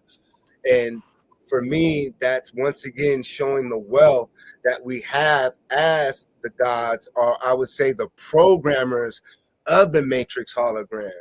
And within this artwork, people like Charles can help us decode what a lot of these things mean. And then that's for me how we answer where we are. Are we in a simulation, or what the simulation is, and what is this temple? What is this avatar suit? What is the original story and base reality of what we're in? And to me, that's how we so-called evolve into higher beings of consciousness, is solving the final riddle, which is the serpent, which are the nagas, the niggas. And so it relates, like you said, everywhere we go, we see the cobra, the serpent. Even in the Bible, it said when they ate from the tree of knowledge, they became wise like the gods, plural. So once again, in the Bible, for me, Charles, it says that there's multiple gods in the garden. And so for me, who are the other gods watching Yahweh create these other beings? And so for me, that is proof of us as the Nagas knowing that there were other scientists who had the technology to form and create what you will call the atomites. And that's when we learn, you were saying about the atom, and it's a tone, and a tone, and it starts breaking down atoms, photons, neurons, electrons, the building blocks of life held within these so-called spiritual systems that you were speaking of, like Osiris, Set, and these names and words that I believe, or no, I'd say, will free us from the spell that I say the Nazis and those who have said to conquer the Moors and original people of these sciences. So you know how I go on and on. But can you explain any of these pictures in your opinion? Yeah, I mean there are many statues and carvings, engravings. They were largely removed from mainland China during the Cultural Revolution of the early to the first half of the 20th century. When this happened, this removal of Buddha or the culture of Buddhism from China, it was obviously an external influence that caused people to do this.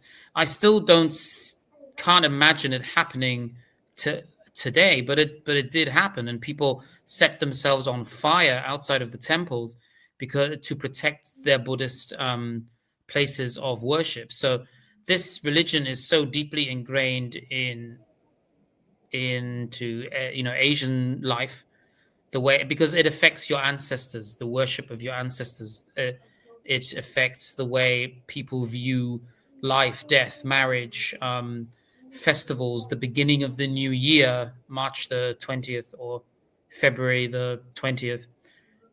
It depends on which part of Asia you go to. But I feel that culture is still so important, that ancient culture of Buddha, or Gautama Buddha, Gautama's mother, Buddha's mother. Um, and you really don't have to study it that deeply to understand that this is most obviously an African man, or an African a spiritual deity, because Buddha is not a god as far as Buddhism is concerned. He is a deity. This is deity worship.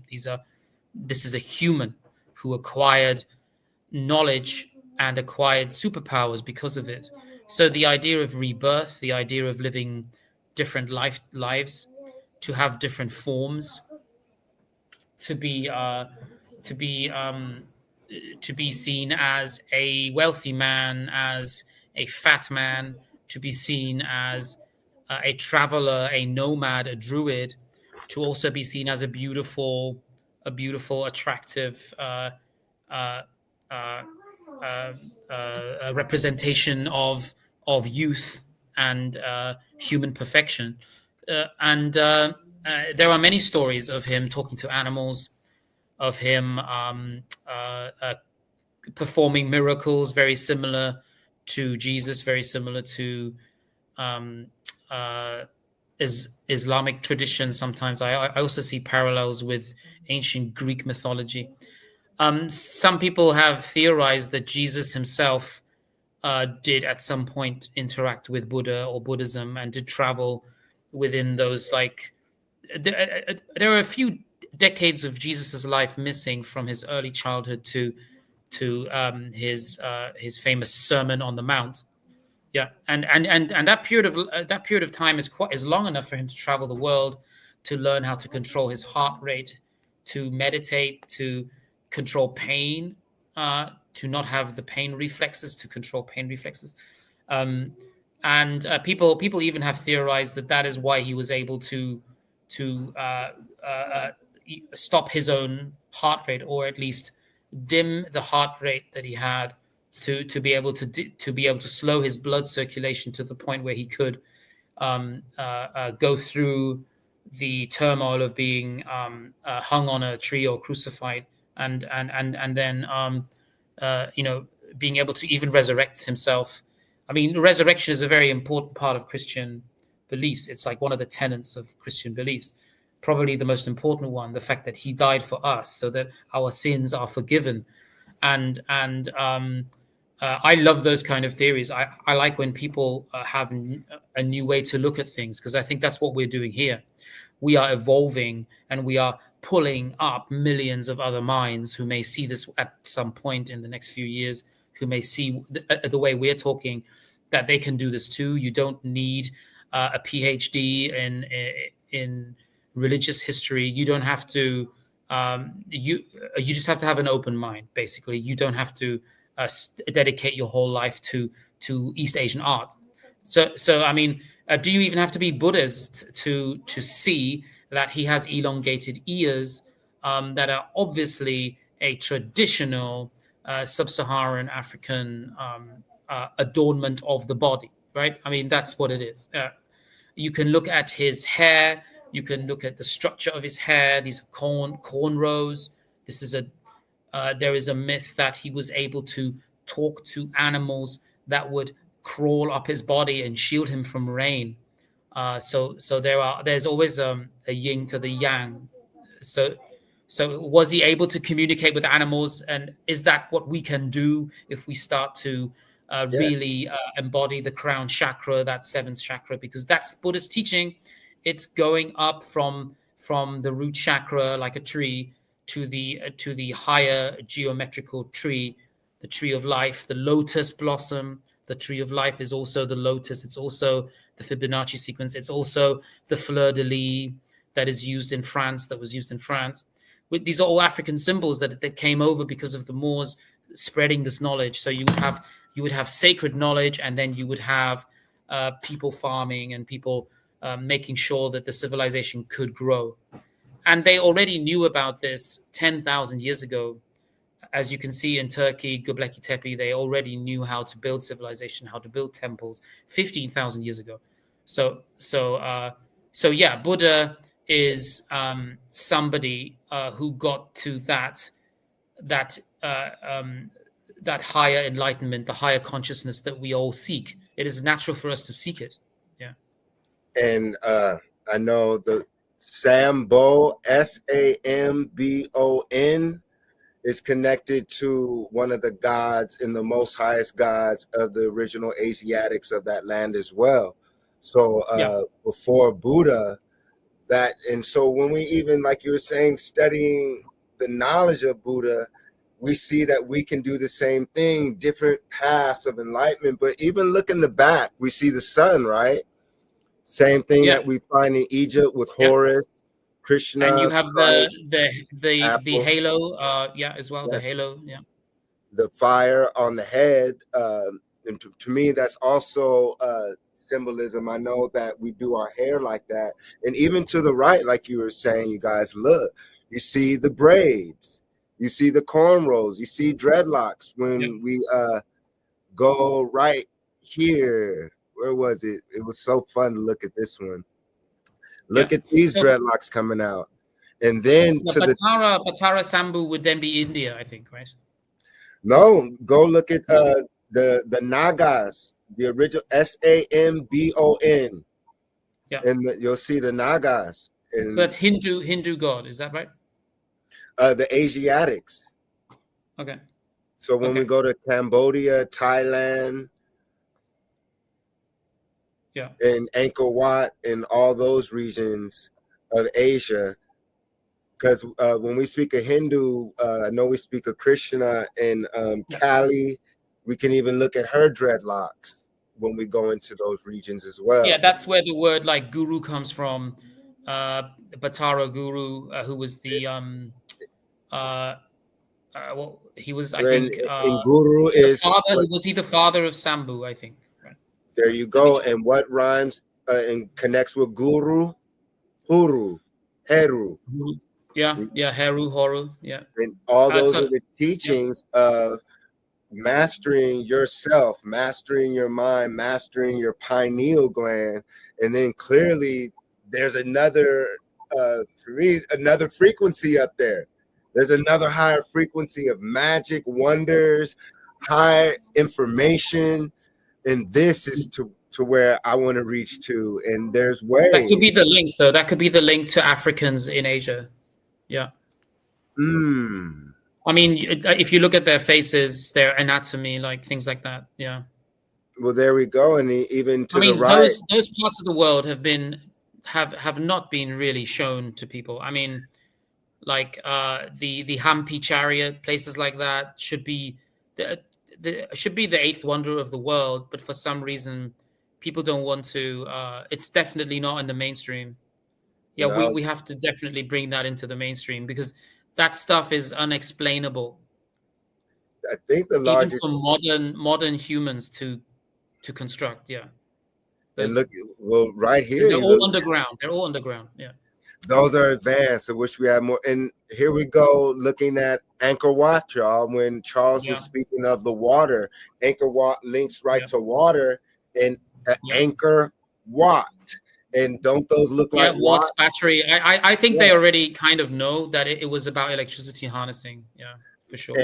And then also we see people with 4 arms. And so for me, once again, there's proof that there was some type of genetic experimentation going on around these lands. Because even to this day, like you were saying in India, the Hindus, those type of countries, people are still born with 4 arms, and we know that they're Siamese twins.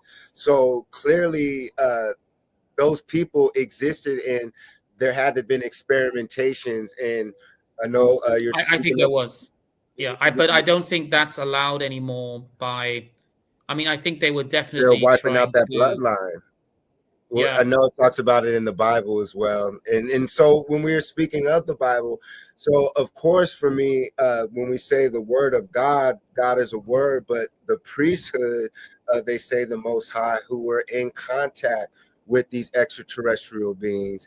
But those words got misconstrued. To me, the closest thing would be the hieroglyphs in these ancient scripts, because if we're reading it just from Hebrew, and we know that these civilizations predate that, for me, it starts getting fun again, and we can really start connecting the dots. I know we're going deeper, but look to the right, you guys. Notice the Moorish hat in the fez.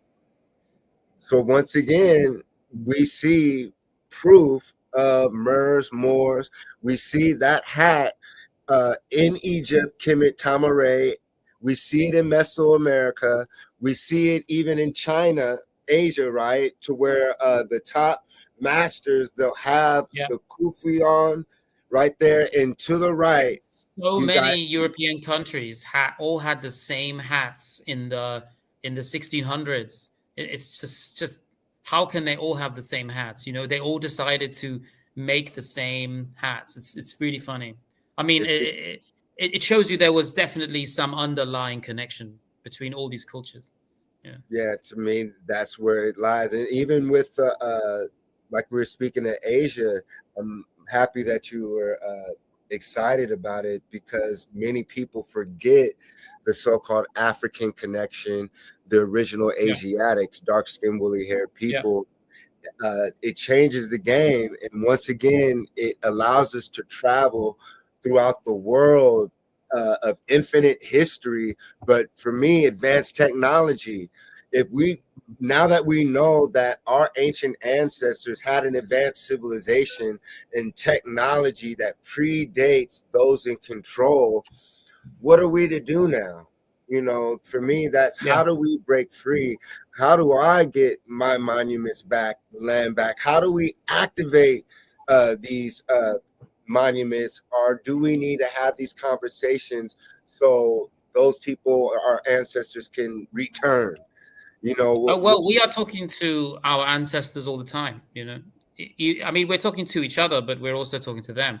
And yeah, the information will come to us. Like, truth wants to be found, and I think we'll find out the connection here. I mean, these cities in the background here of these natives. Look at those cities. I mean, those are not primitive cities. Those are not tent dwellers. Those are very advanced cities, and yeah, and I think it's just something that we all have a thirst for deep down inside, to find the truth. Because when the narrative doesn't make sense, we have to keep looking. And I think a lot of people are waking up to this. Yeah. I agree. You sent me a picture of Shannon Sharp, and it looks just like him. Can you explain some of these pictures right here with Mike Tyson, Shannon Sharp? Yeah. For Yeah. the So viewers? yeah, he is a celebrity. Would you call him an A-list celebrity now, or? Yes. Yeah. A B. So Yeah. okay. Sure. So And he's a Hall of Famer, so yeah. Hall of Famer. Okay. So yeah. I mean, my sport is football, soccer, but yeah. Just this is an interesting comparison between the historical manuscripts and the anatomy or the facial structure, which is something that is super crucial. I don't think people realize how important the structure of your skull is to determining where you came from, your ancestors, and of course your lineage. It's really about lineage. So when you look at these large blocks, these perfectly constructed, this like stonemasonry that is unexplainable. I mean, these ridges between the stones, they are millimeter perfect ridges. It's insane. I mean, it's just like, think about that. Think about how that's possible, and then obviously this is not a modern theme park. This is a millennia of time has gone by since these were built. It's just beautiful. Humans were I obviously think they much used bigger to and stronger. move. They look like they used to move and do all sorts of cool Yeah, stuff. I think they were constructing them to remember their own ancestors. I don't think it's always some fictitious or symbolic god. I think sometimes it's actually ancestors that they remembered, and I think their faces got smaller as the oxygen levels dropped throughout the realm. And I think the Bible is giving us a lot of knowledge. I think that just read the oldest books that you can, and there is a difference between Native Americans and Africans. Obviously, there's a difference, but maybe the difference is not as extreme as we've been told at school. So yeah. Those are the Olmec heads. Those were found in Mexico, South America. So yeah. What is this picture? I know we'll start closing it out for you guys. We're at the 2-hour mark. I know we can keep We're at going the on. 2 hour mark. Yeah. How about we do that next time then? Because Okay. I'm going to be a bit hungry, but yeah. So time is my current thing. It's my fascination at the moment. How can I stop time? Is time or the clock face, the face? Is that for our face? Is that supposed to give us the illusion of time so we manifest our own age? So that is a crazy rabbit hole. Yeah. Let's end it And on so, that real quick. Go ahead. Because yeah, when we so eat, go ahead. I'm beginning to think that we are manifesting time. That time is not a real construct. It's not an actual physical thing. It's maybe a woven illusion. And we are worshiping then maybe Horus hours. I don't know. But my research has made me realize that it's a Sumerian concept, because when the Sumerians used to count, they counted in 12s, not in 10s. We count in 10s, right? Decimal. Deci was the number 10. December was the 10th month, not the 12th month. They So are changed we the going back to a Sumerian? Yeah. So October was octoplasm, octopus, octagon, right? It was the number 8. It was not number 10. So everything's been shifted to make place for Janus or January, these Roman gods, the Roman Gregorian calendar. And double face, dude. we are doing the same with the clock. We are putting a spell on the clock because the clock is then creating a time, taking our energy into this infinity realm through some kind of wormhole. And it's portrayed there as a wormhole.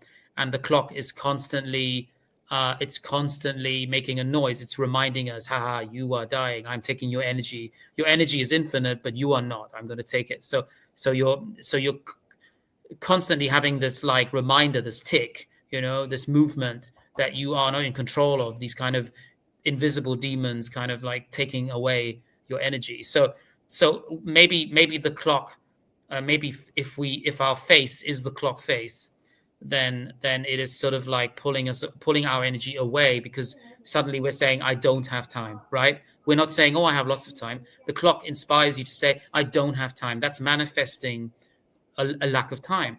You are always saying that I am late, or what I'm doing is latent. Yeah. So could it be that the clock is a sigil that is also removing energy? This illusion of the future, I'll do it tomorrow. Well, no, there's only this gift that you have right now, which is your present time. This is your present. This is your gift. This is all you really have. Don't worry about the past or the future.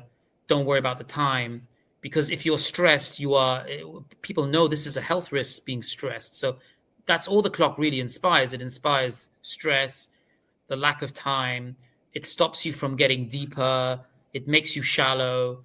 It makes you worry about something that hasn't happened and that isn't real. I always agree with that, because they call something called color people's time in America. Really?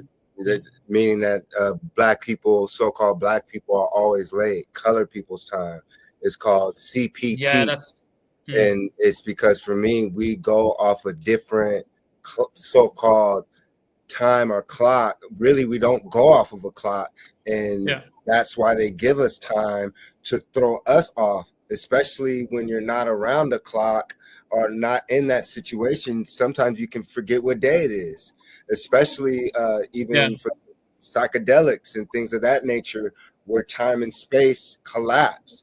And we understand that those civilizations were eating psychedelics.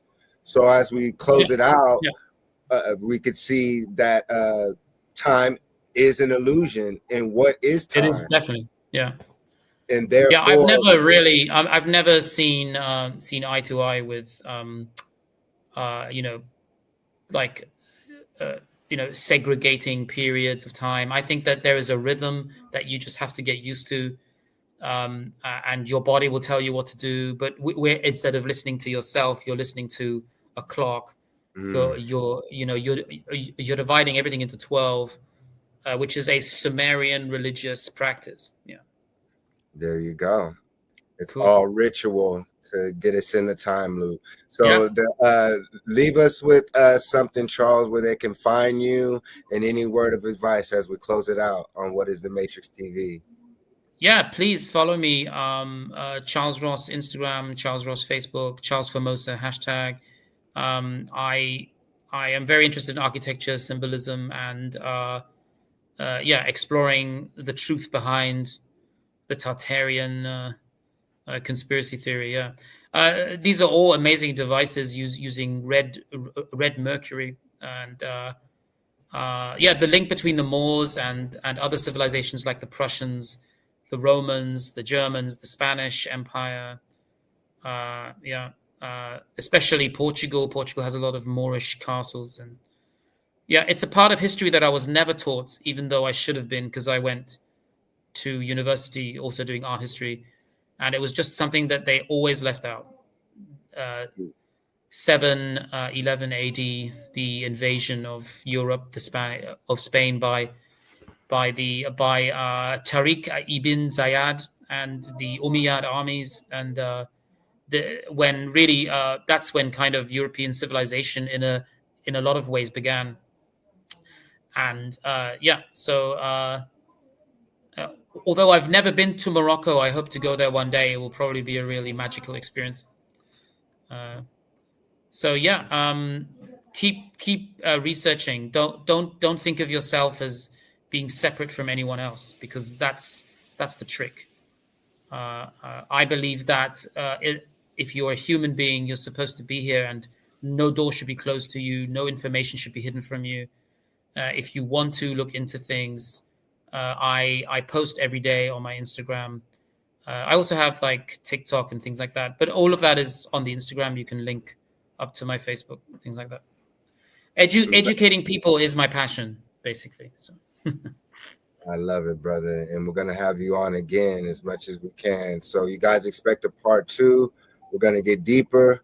I'm Jason Elm Street Williams, master of the universe. You can find us at thematrixuniversity.com. As you know, we have multiple programs going on: children's book, illustrated books. We have a virtual reality campus, science, dissection. So before we close it out, I'm going to end it with some commercials. But once again, you can find us at the Matrix University. I'm Jason Elm Street Williams, master of the universe. This is Charles Ross. What is the Matrix TV? Peace. July, August, September, October, November. You're living in a video game, a Matrix hologram. And I am Jason. Return. Peace. Came about my city, blowed up, pussy won't smoke. Roll up, fucking on your bitch, throw it up, drinking on the dirty soda. Promise I'ma never go sober. I was down, but now I'm up. Yeah, it's all God, this ain't no love.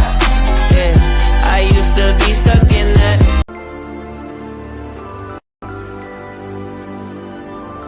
Welcome to the Matrix University Virtual Reality Campus. We're currently at the International Space Station, covering planet Earth. This is one of our modules here, where families, organizations, students, homeschool, K through 12 can come experience the gamification education. So let's go down to the space station and let's see what the Matrix University has to offer at the International Space Station. Whoa! And here we are. So let's slow it down.